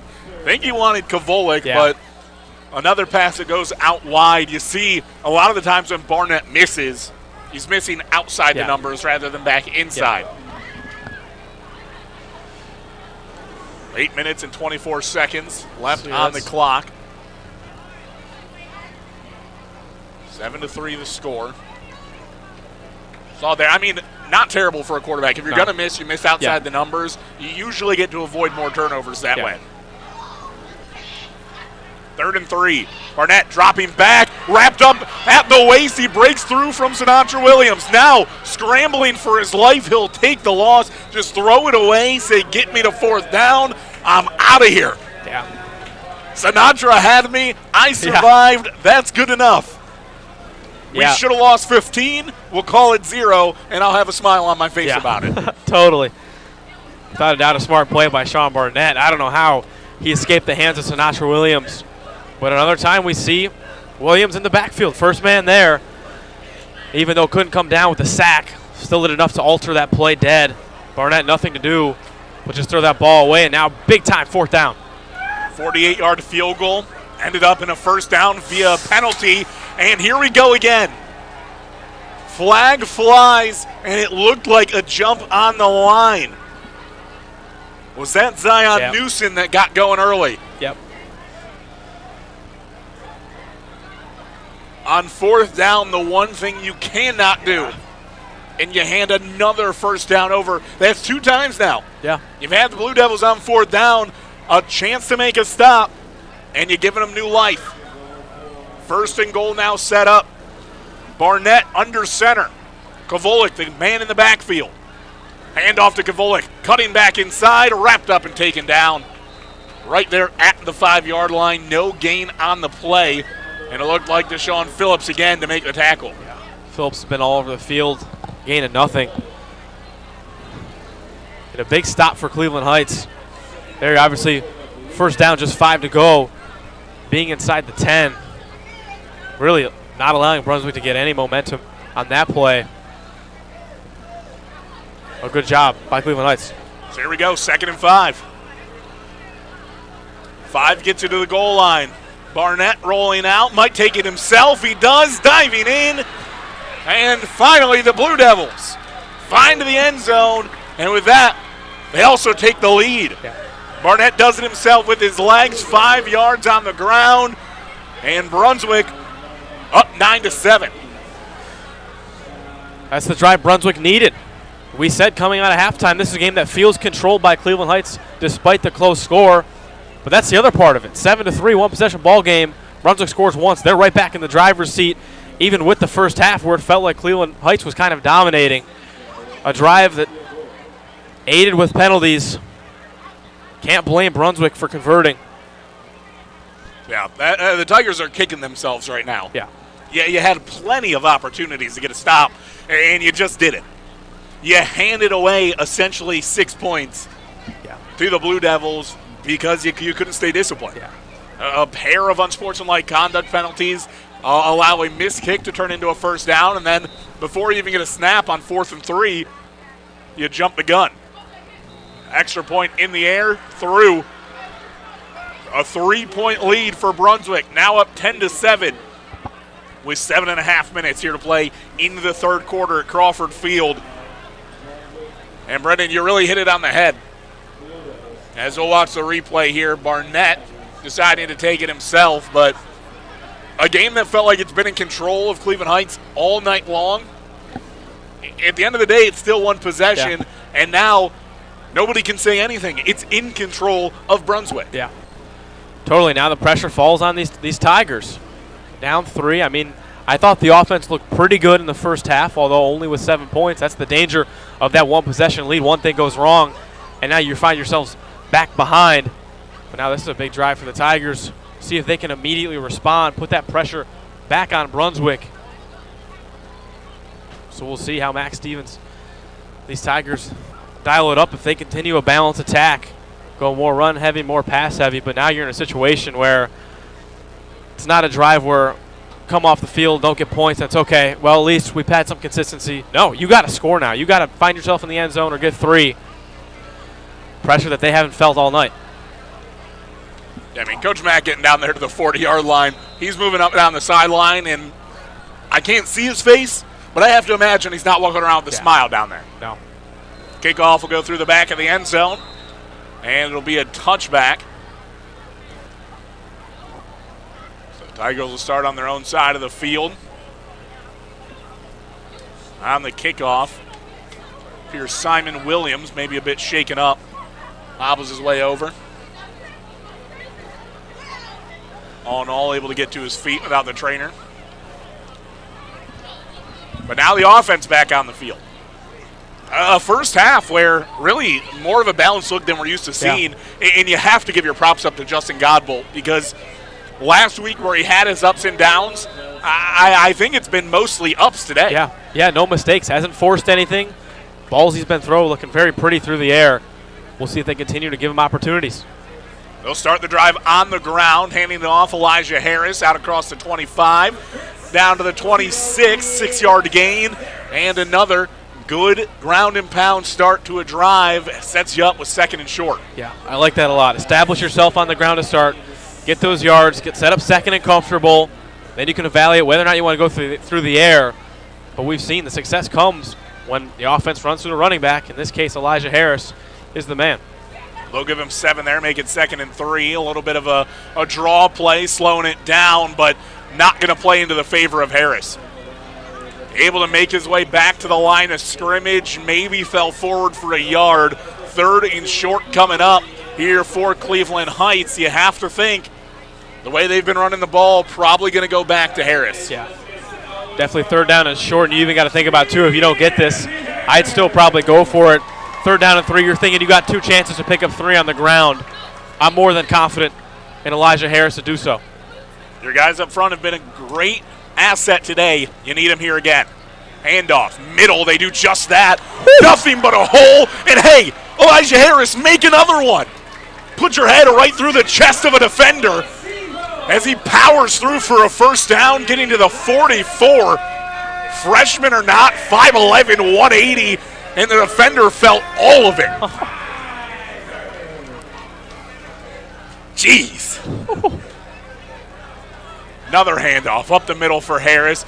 Continuing to push, drive his way beyond the midfield marker, out to the 49, now into Brunswick territory. Yeah, we've seen Elijah Harris, 5'11", 180. I mean, look at this this physicality, Brendan. but this is just sending a man into the ground with the stiff arm. Out maybe up to the line of scrimmage, yard extra. Call it a 7-yard gain, followed up by a 1-yard gain. And you now got 3rd and 2. It's slow, it's methodical, it's typical Tiger football, but it's getting the job done so far. We love it. Here you go, call on your O-line again, make a hole. Handoff, Harris, this time hitting the backfield. Wrapped up and taken down. We'll say forward progress, got him back to the line of scrimmage. Well, looks like Jacob Barnes in there to wrap up Harris and bring up 4th down, and Tigers offense isn't coming off the field. Yeah, no, I like this call. The way your defense is playing all night, you trust them to get another stop for you. 4th and comfortable enough to go for it, but what a play by Jacob Barnes, the linebacker coming in from the 2nd level. Looks like he came in off the edge unblocked. Nothing Elijah Harris could do. Handoff, middle, breaking through. That's plenty enough for the 1st down. He falls forward to the 40. Go ahead and move those chains. I mean, the freshman continues to excite, but really you have to give the props to the O-line. Yeah. Another big hole, allowing Harris to be patient and just allow things to open up and break through. Yeah, this O-line has been solid all night. We talk about their size. When you look at them on paper, you think there's no way these guys get beat, but they've had their struggles early in the season. Tonight, not showing at all, been quite the opposite. Speak of struggles, right side of the line looked like they got going a little early that time. Indeed, they did. 5-yard penalty on the false start. Sets up 1st and 15. 4:12 still later to play in the third quarter. And now your Tigers trailing 10-7.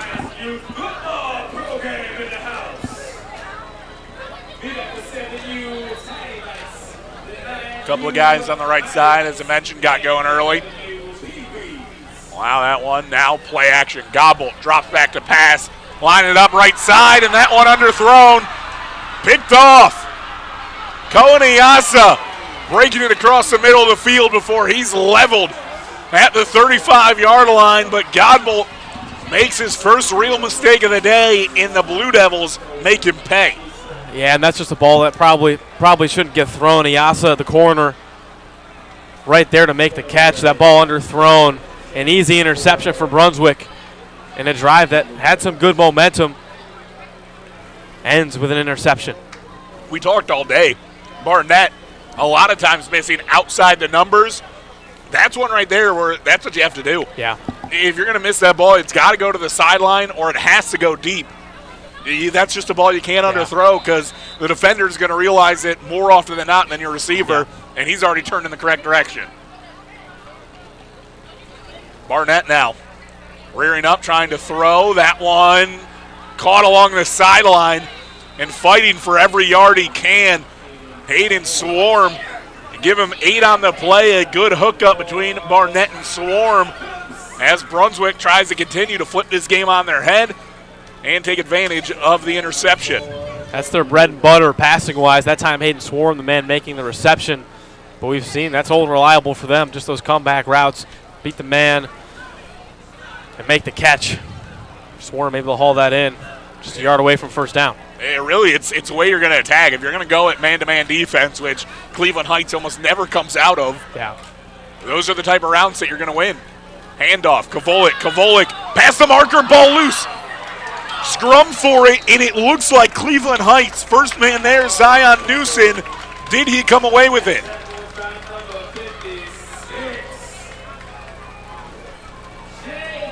He did. Newson falls on the fumble and gets the ball right back for Cleveland Heights. 3:02 here to play in the third quarter. And it looked like Jaquan Stubbs, the guy to force it loose. Talk about a pick-me-up from the defense. And now offense interception. Kind of felt like energy a little bit depleted. Defense says, hold on, we're going to pick you right back up, give you good field position, and try again.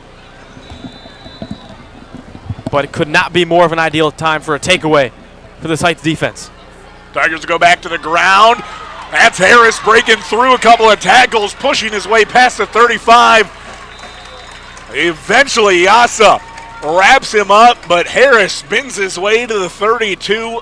Massive pickup for the freshman running back who continues to excite.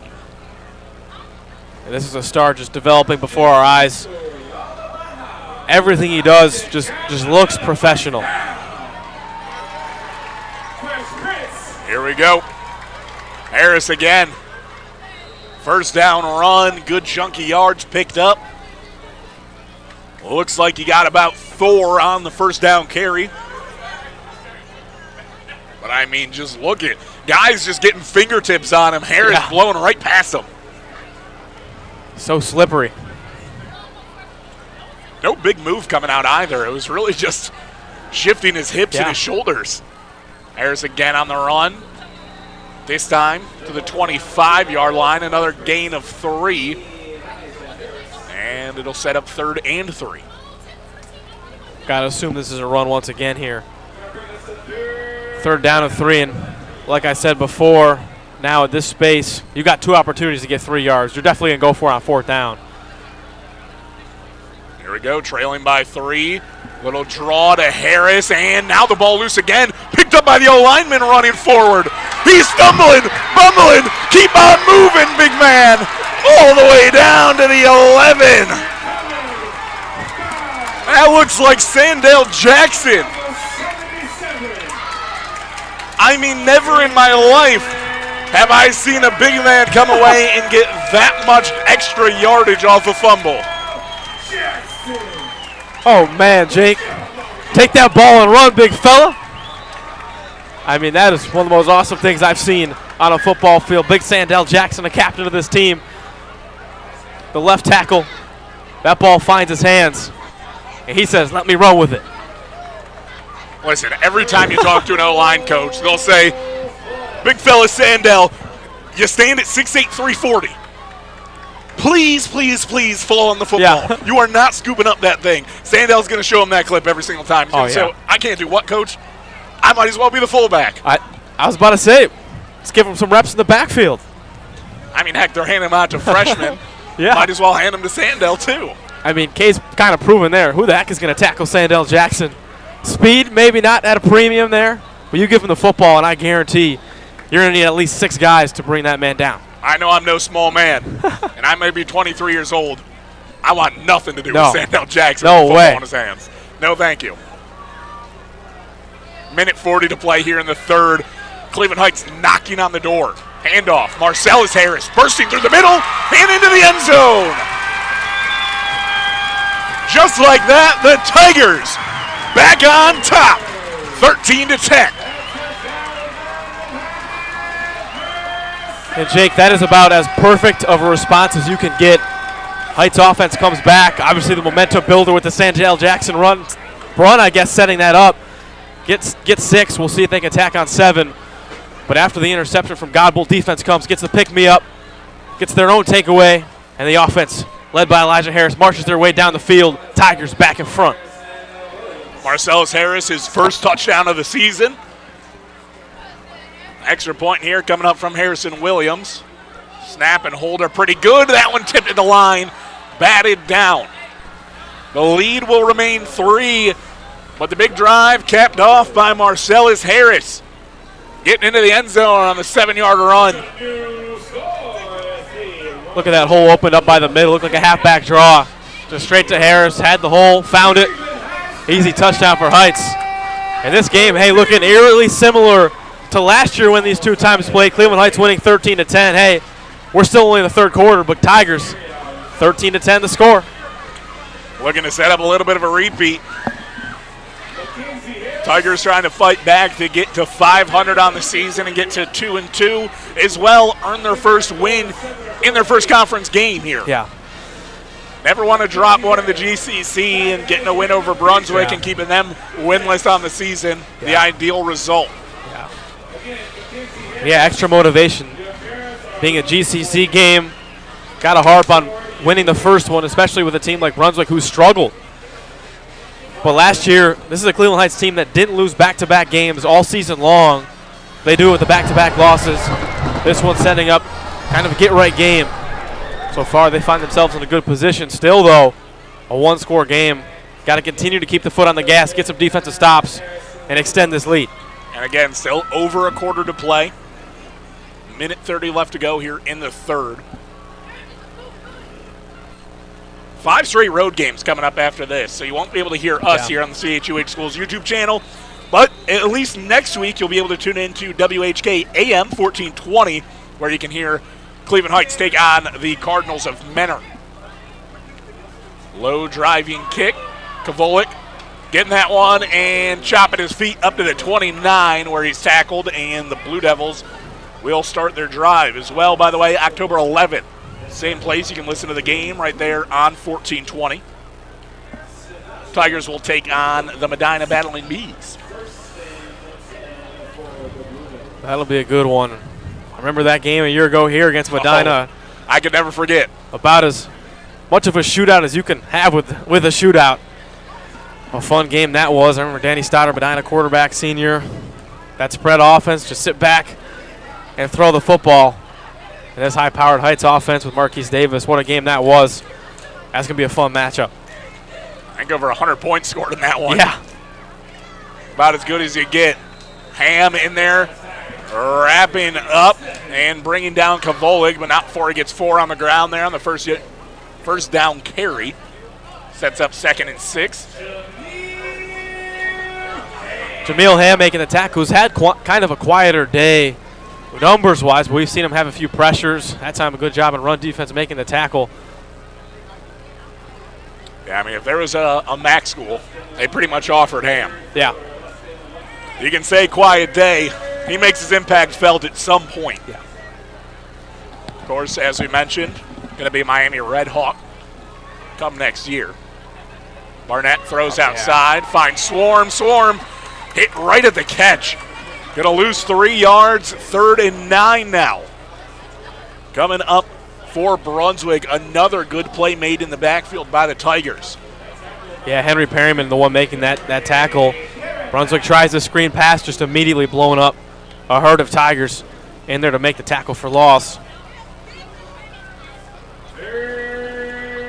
10 seconds to play, might be the last play ran in the 3rd quarter here by Brunswick. They don't seem very content on running another one, so 3rd and 9 will be where the Blue Devils stand, getting ready to enter this 4th quarter. All things considered, even points being scored there. 1 extra for Brunswick as they trim the lead from 4 to 3. But pretty back and forth 3rd quarter overall. Yeah, definitely. And that's a good quarter, I think, for Heights. Despite Brunswick comes down, you make the mental mistakes, and that opened up the door for the Brunswick touchdown. But then the immediate response. You see the interception from Godbolt, but that's okay. Defense picks the offense back up, and the offense goes back down and scores. And it still kind of feels like that same vibe. We'll see how the defense can do if they can get a stop here. But if Heights can continue to control possession and make stops when they need, that's going to be the recipe to win the 4th quarter and ultimately come out with a home victory. But a pleasing third quarter for the Tigers, and also on the Brunswick side of things, hey, you get points, now the offense, let's convert and put the pressure back on the side of Cleveland Heights. I'm not sure I'm ever going to get over Sandell Jackson taking that ball 15-plus yards. Never. I mean, that was – you don't get to see these guys that are 6'8" carry the football very often. And it's just a sight to see, man. Oh, my gosh.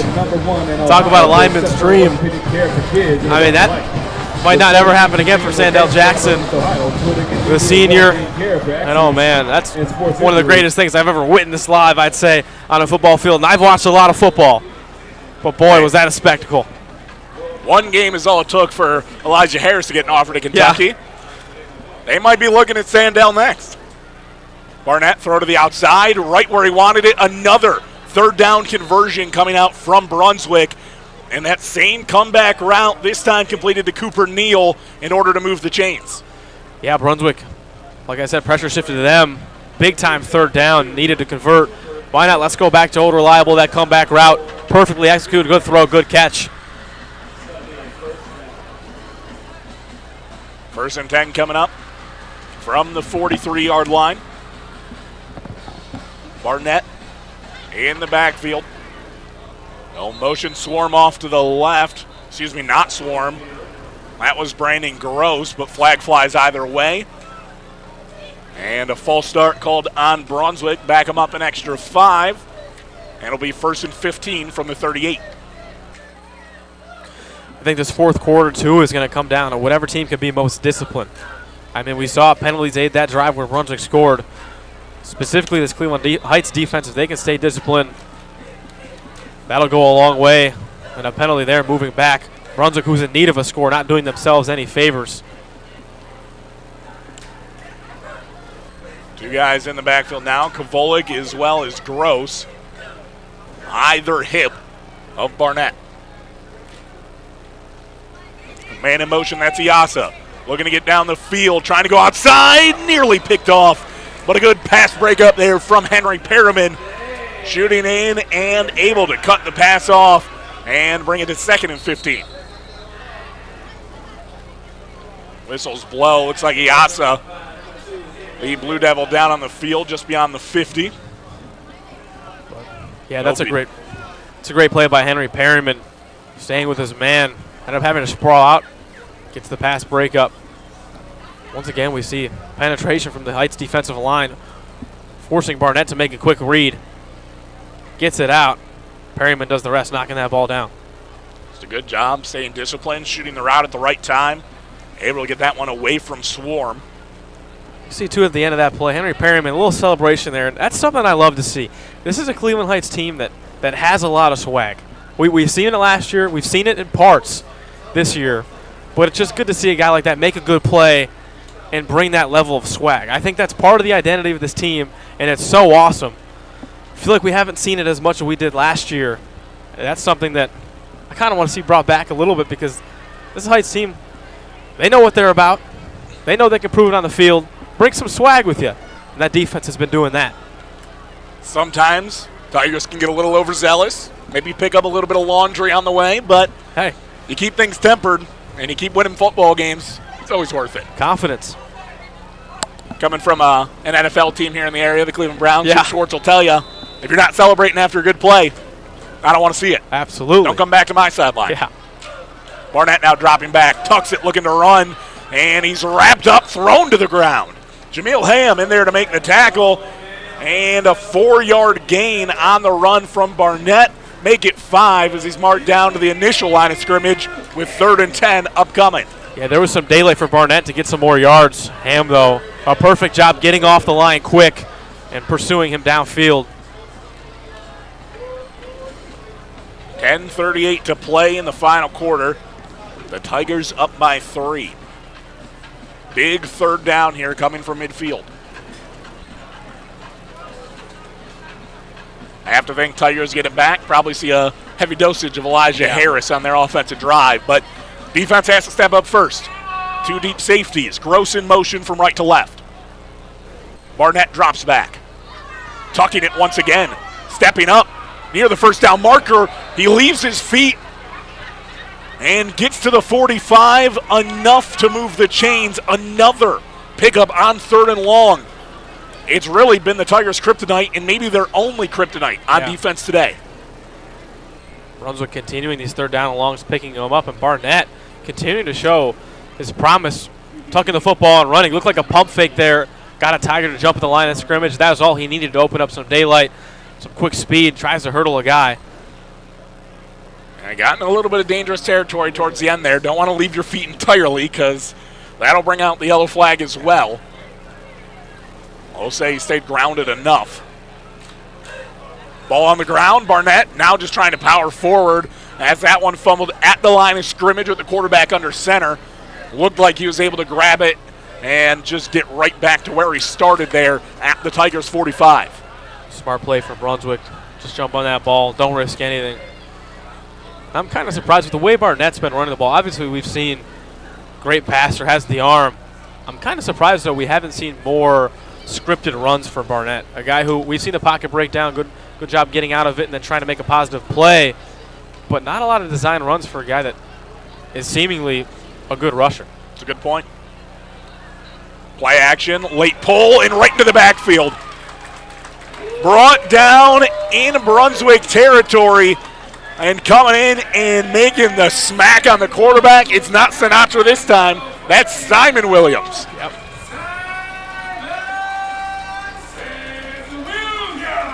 Oh, yeah. Simon Williams bringing the swag, a nice celebration. But once again, middle linebacker, they send the heat. I mean, if it wasn't Simon there, he had 2 teammates ready to make the same hit as well. And now we'll see 2 for 2 on this drive on 3rd downs. This is one, 3rd and 16, super difficult. Heights got to get a stop. Blue Devils have done it before. Barnett drops back, wants middle of the field. Gross tipped up, and another interception.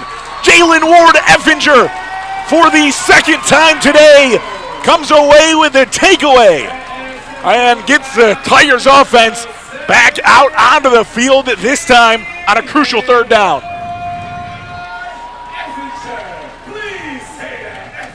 And Effinger just keeps finding himself in the right place at the right time, ball hawking all night long in that secondary. Had an interception earlier he probably wanted to come down with. Did not hit his chest that time, though. Secures it.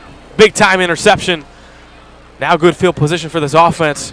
But you'd think if they can get a score here, they'll be in really good shape. 2nd of the day, 3rd of the season for Jalen Ward Effinger. 6-foot senior. Now back on offense, the Tigers.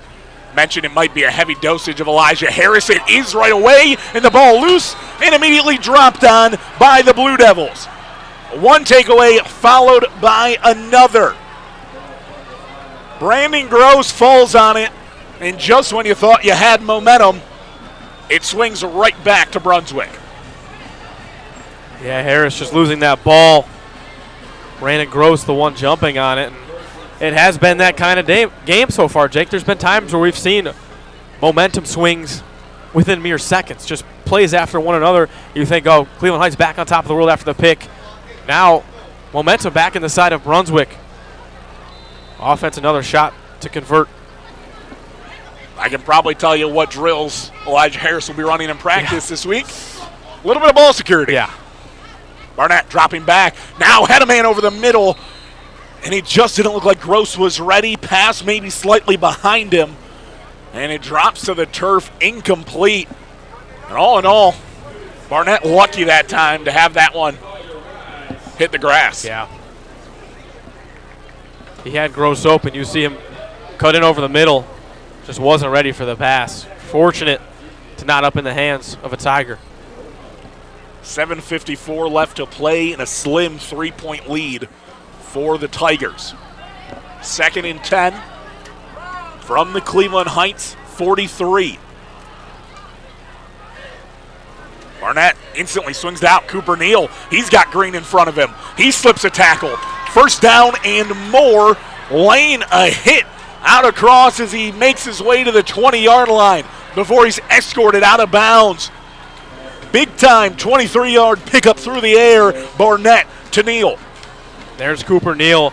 Name we haven't said a lot since the first quarter, but he's their number one passing option. A big time play for the senior.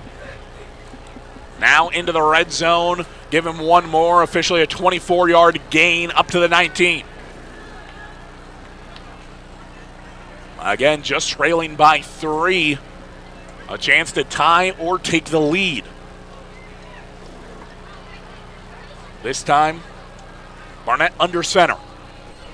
Pitch play, Kavolik cuts it back inside for positive yardage, gain of 2, 2nd and 8 coming up. Nice tackle there, but now if you're Cleveland Heights, just got to hold Brunswick to 3. This is where you turn into bend, don't break. Yeah. You've already allowed him into the red zone. If you can get a takeaway, great, but yeah, it's not one where you're looking to get a strip here instead of just bringing down your guy. Force a 4th down, allow Brunswick to tie it if that's what it comes to.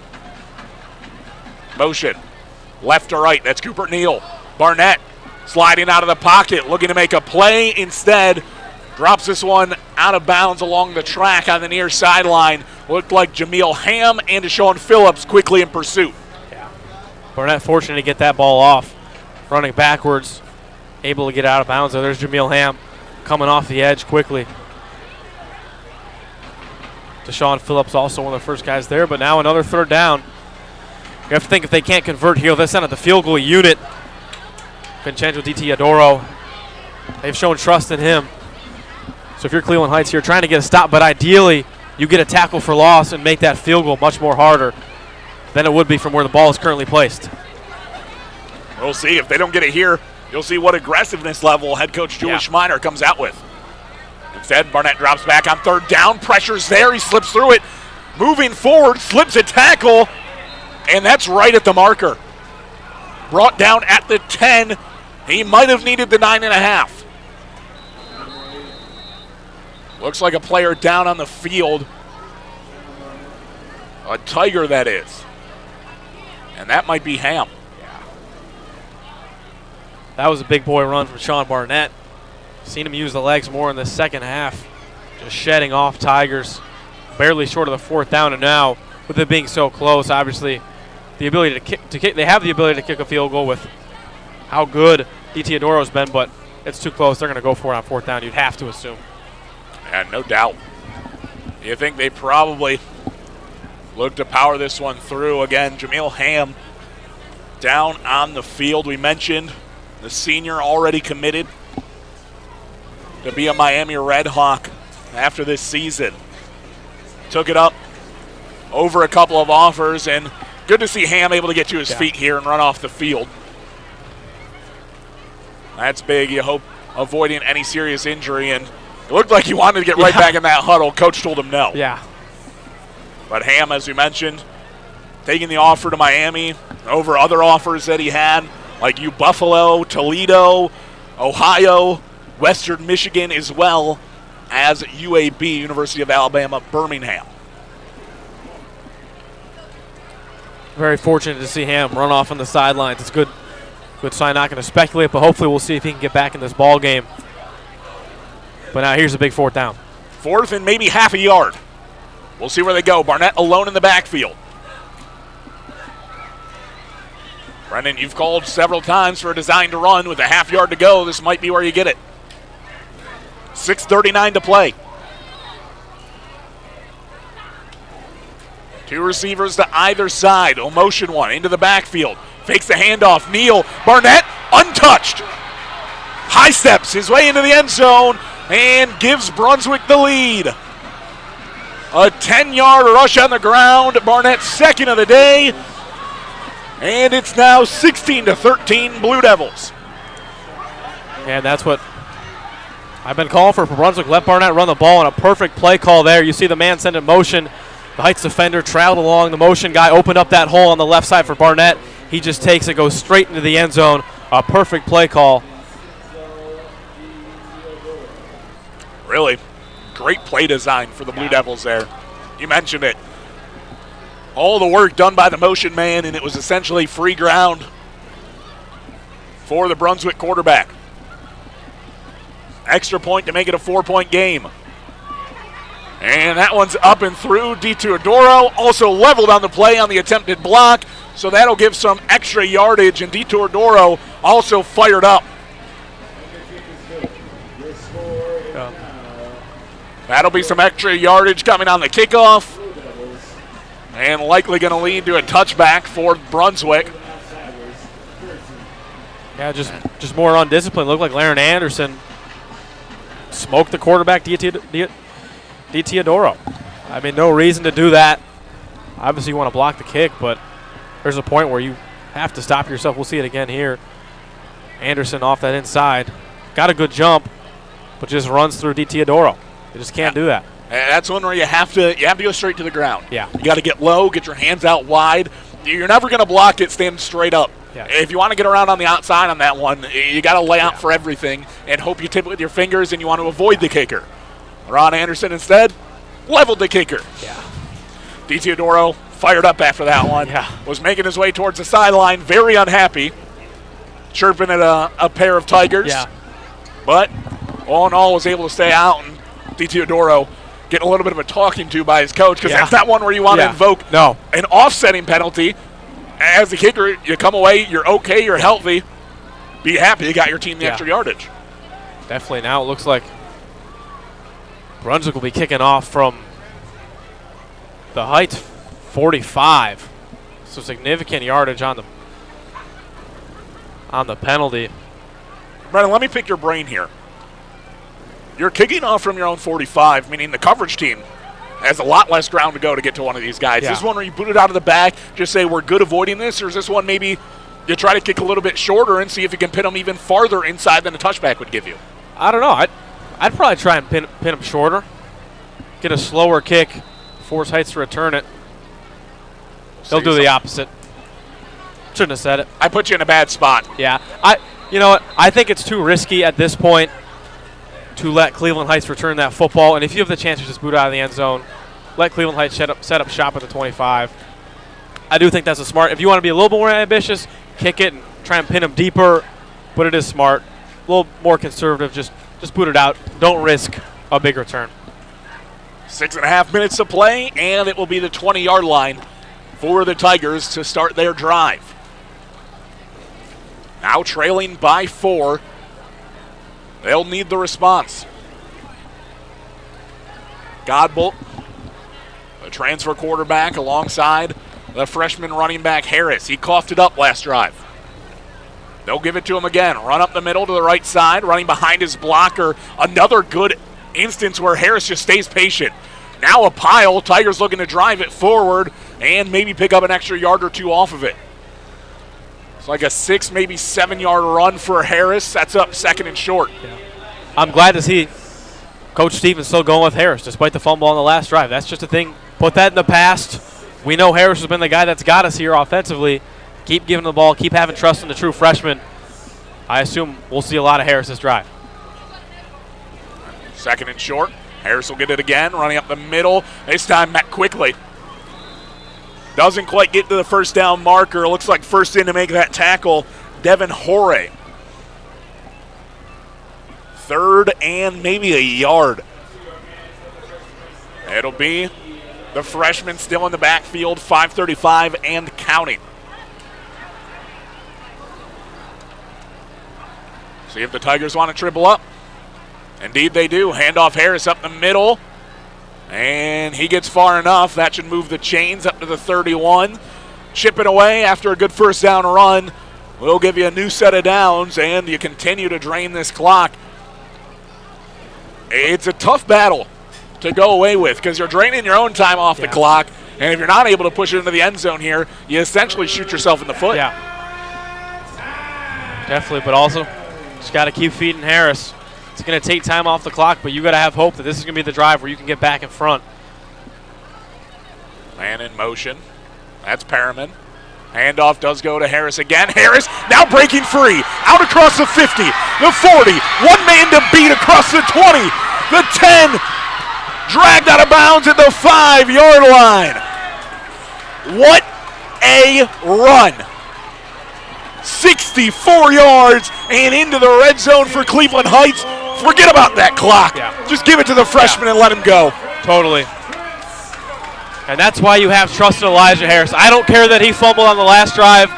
This is a star in the making. Hand him the football. Big-time players make big-time plays. That's a big one. Elijah Harris setting up Heights in tip-top shape to get in the end zone. Looks like he's going to get a breather on this play. Marcelis Harris will be the back there, and Elijah Harris well deserved. Take your breath, sir. 4:49 left to play. Clock is counting.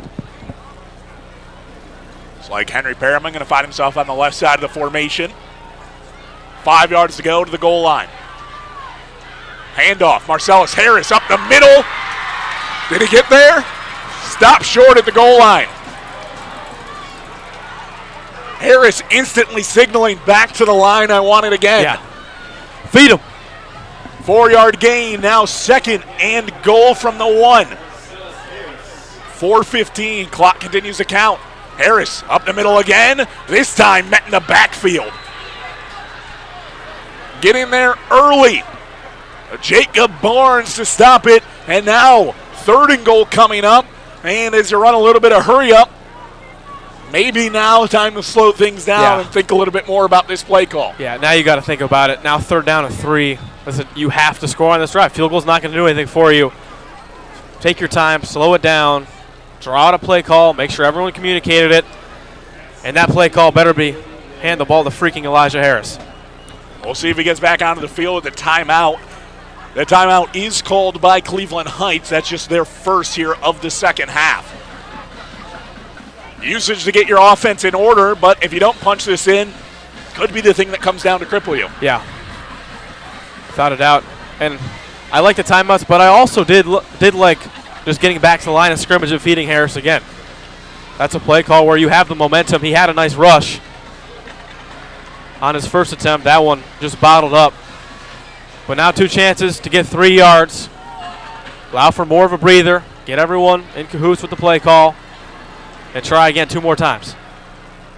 It seemed like Fender able to slip in. Right guard, senior Dylan Haddon, maybe a little slow off the line. So now from the 3-yard line, 3rd down, Godbolt and Elijah Harris in the backfield. Pitch play, out to the right, Harris trying to get inside, stops short at the 1-yard line. As crucial as a play comes now, 4th down, and you can sniff the end zone. Yeah, this might be the ball game here, Jake. Obviously still a lot of time left on the clock, and if you don't get it, Brunswick will be backed up against their own end zone. But this could be the game. You got to think it's going to be Harris again. Tigers quick back to the line as you see the pitch out to the freshman here. from the right hash. Handoff. Harris. Does he get in? Ball on the ground. And they'll signal touchdown.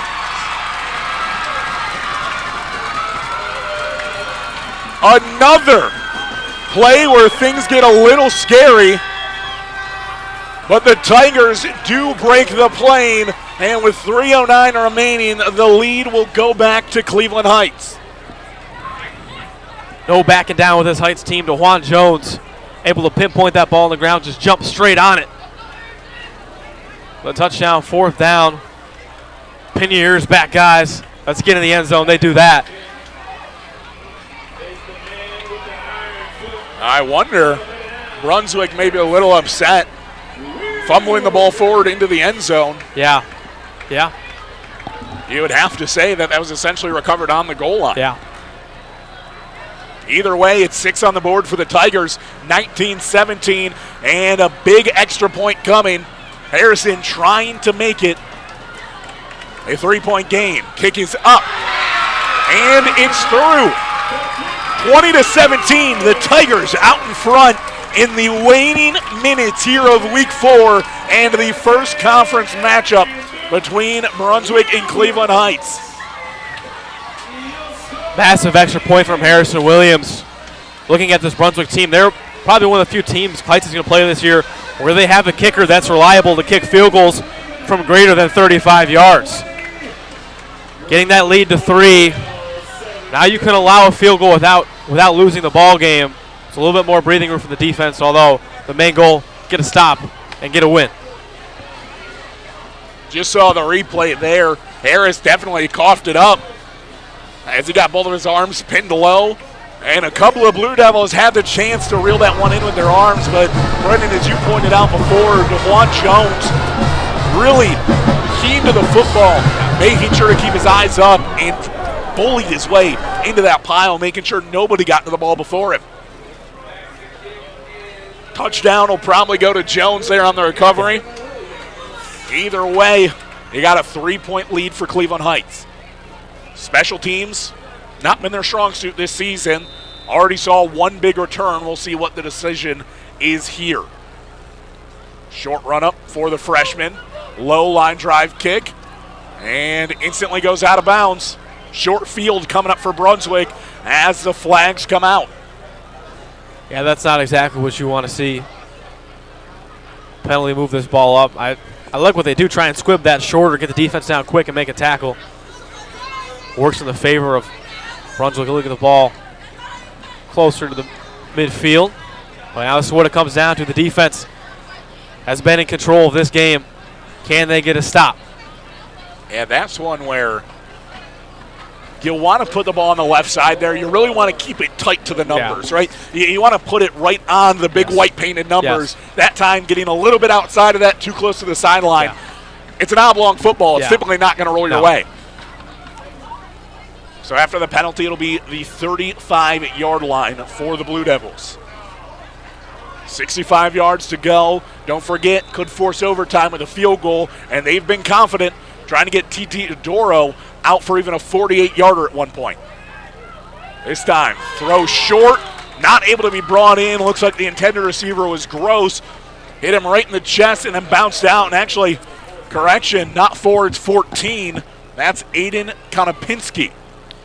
That's a ball probably fortunate that Konopinski didn't catch. Keyshawn Weed was right there. If he would have hauled that ball in, Reed's tackling him for loss. So a fortunate drop, you could say, for Brunswick. 3 minutes, 4 seconds left in the game. Barnett is running back to his left hip. Takes it. They'll go with the handoff. Running up the middle and looked like he might have lost his footing and was eventually brought to the ground by Zion Newsett. Clock now under 3 minutes to play. The short gain will make it 3rd and 8.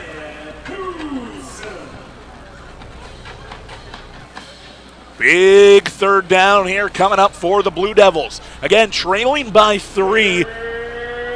It's no doubt here this is 4-down territory. Yeah. Oh, without a doubt. We'll see what they go to here. You'd assume pass play on these third downs. They've done a lot of those comeback routes, throwing towards the numbers on the outside.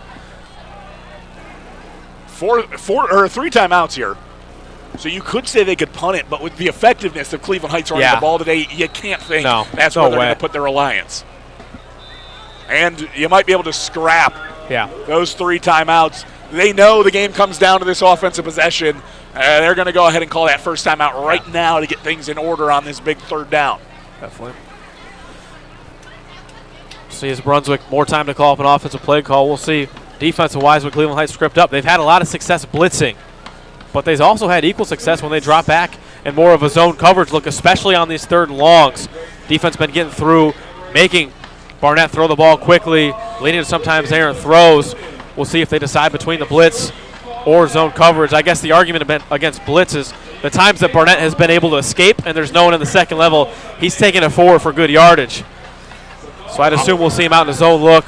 Just try not to give up these 8 yards.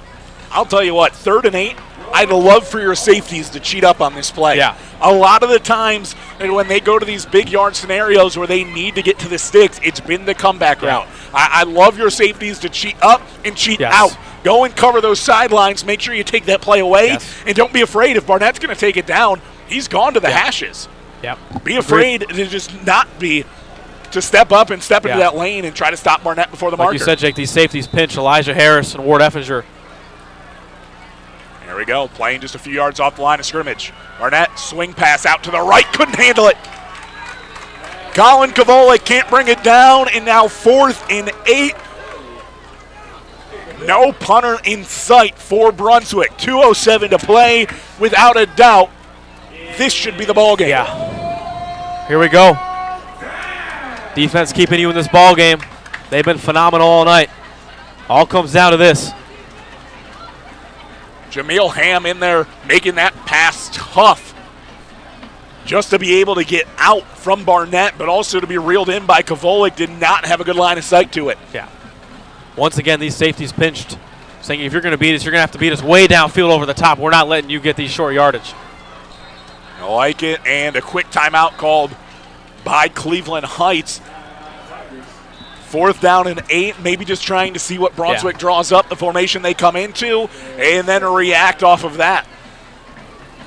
Definitely a good timeout by Cleveland Heights. Obviously, in the driver's seat up 3, those timeouts not as valuable to them as they are for Brunswick.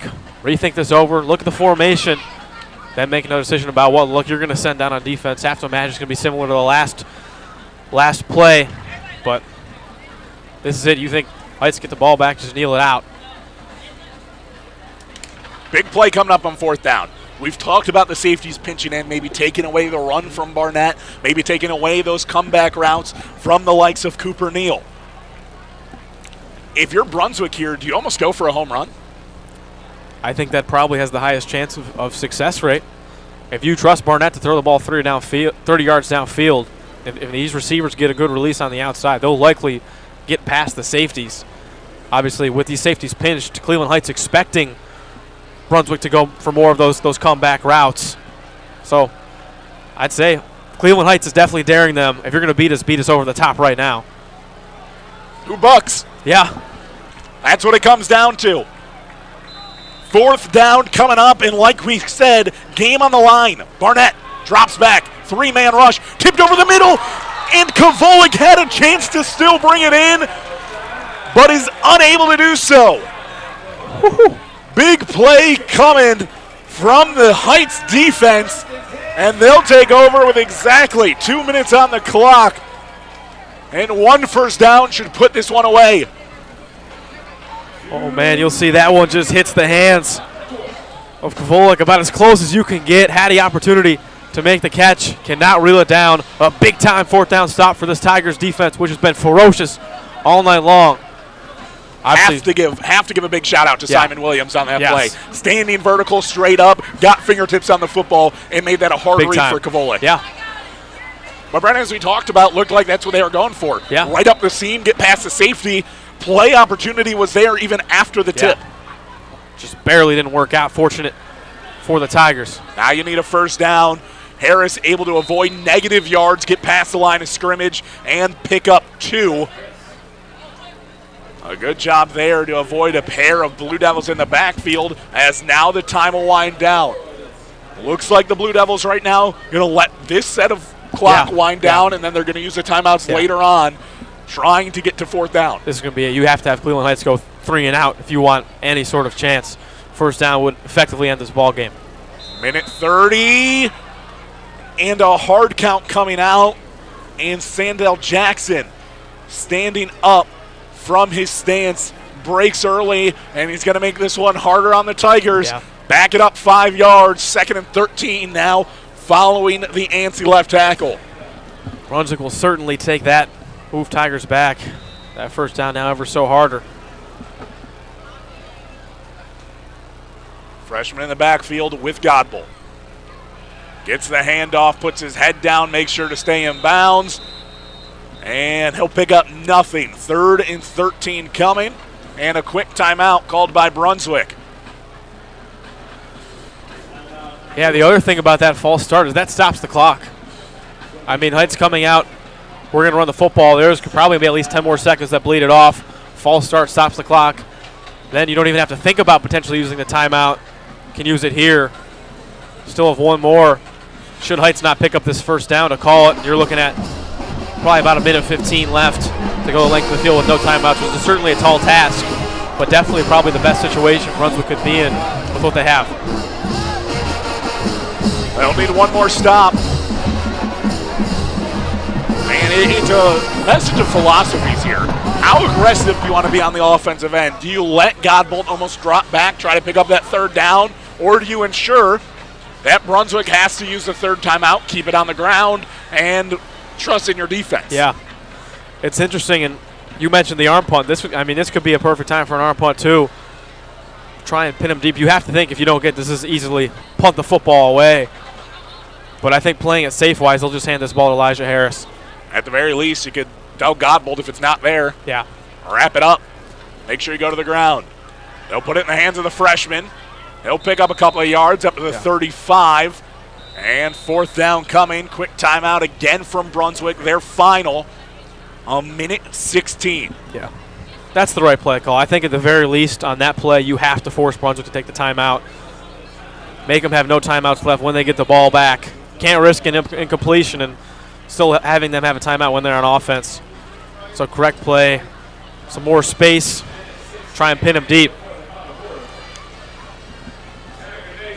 At 1:16, you'll probably call on Marquise Davis here to try to pin him as deep as possible. But you're going to be in an interesting spot. You've already seen Vincenzo Di Teodoro attempt a 48-yarder. It doesn't have to go all the way down the field for Brunswick before they start to feel a little comfortable. Yeah. And then it determines what do you do on defense. Yeah. Do you give up the underneath? Do you give up the over the top and force Barnett to make a play, putting your defense in danger? That'll be interesting, and it's a much different approach than last drive in terms of obviously what down it is has a big influence on your play call. But you have to think Brunswick's going to come out firing. They haven't had a rushing attack really all night. But now needing chunk plays without any timeouts, they're going to be going deep. But they also have a little security blanket knowing that if we can get to the 30-yard line, that's field goal range for Di Teodoro. Well, Marquise Davis called on in a big moment. High booming punt, and it's not going far. Bounces off of a Tiger. Tigers drop on it and calling for it. I'm almost positive that's off a black jersey. Yeah.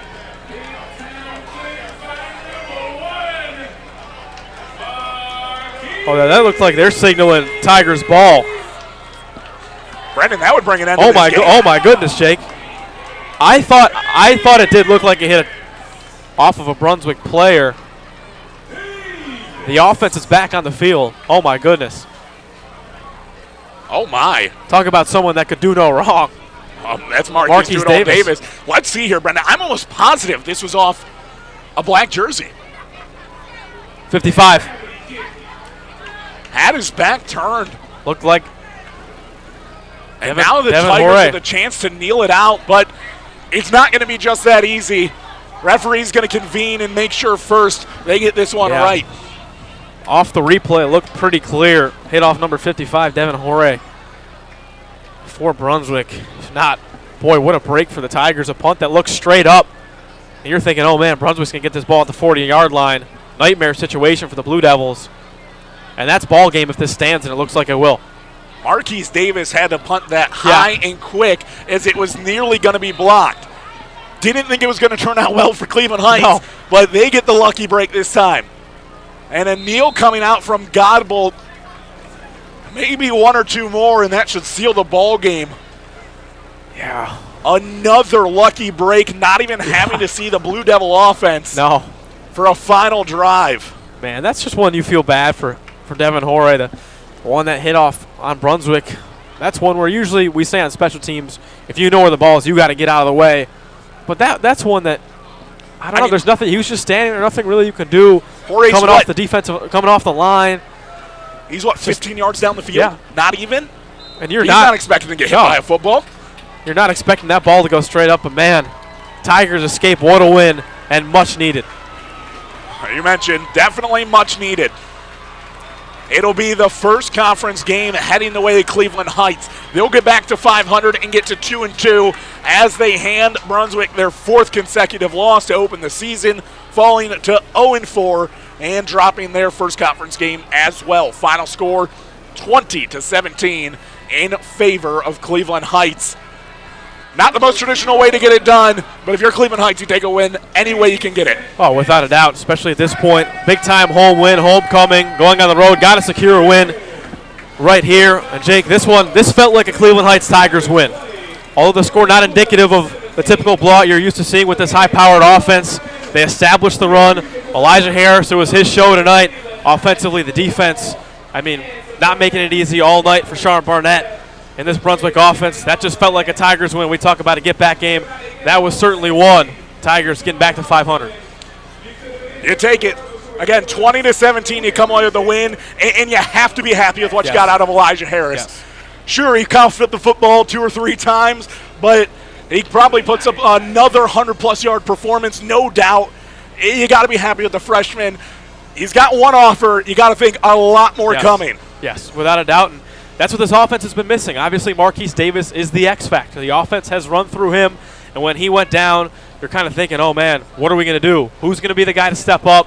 True freshman Elijah Harris last week, we see him in that second half explode.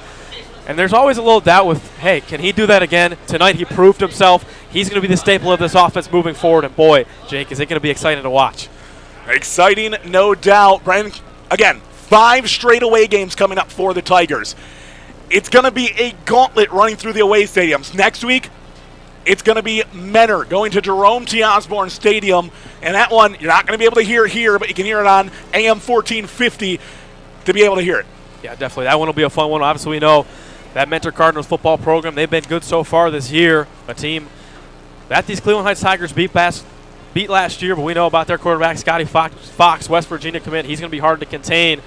But that's going to be a big assignment for the Cleveland Heights defense, and I have the most confidence in them going into that game on the road. So we'll see how it shakes out, but definitely this one a momentum builder as they head into the thick of GCC play, but that one certainly set to be a good one. I mentioned 14:50, incorrect, 14:20. That's why we went back and checked. 14:20, you can hear them, 7 o'clock next Friday at Jerome T. Osborne Stadium against the Menor Cardinals. It was the two teams that finished atop the GCC last season, bound to be a great matchup. It's going to be a fun one. The defense, though, today, going to have to be your key. It has to be the guys who came out and played the best. You mentioned Sinatra Williams several times today. Deshaun Phillips making a big impact. And you can't forget Jalen Ward-Effinger, yes. 2 massive interceptions. Yes, defense was what did it for him tonight. I mean, that front 7, ferocious all night long. Barnett wasn't really able to get comfortable in that pocket, get in any sort of groove. Saw a lot of heavy blitz, and towards the end there, those safeties, I mean, so good in that zone coverage, not allowing a lot of freedom for wide receivers from Brunswick. But tonight, just another showing of, obviously Brunswick gets the points, but the defense was at a premium. They've been good so far all year. We saw them get that swag back in the second half. It's going to be exciting to see them go against a high-powered Mentor offense. Yeah, they'll be fun. Again, 7 o'clock next Friday. Brunswick, as they drop to 0-4, going to take on the Medina Battling Bees in their 5th matchup, hoping to get their first win against another high-powered offense in the GCC. Lots of games coming up. You're not going to be able to hear them. Again, AM 1420.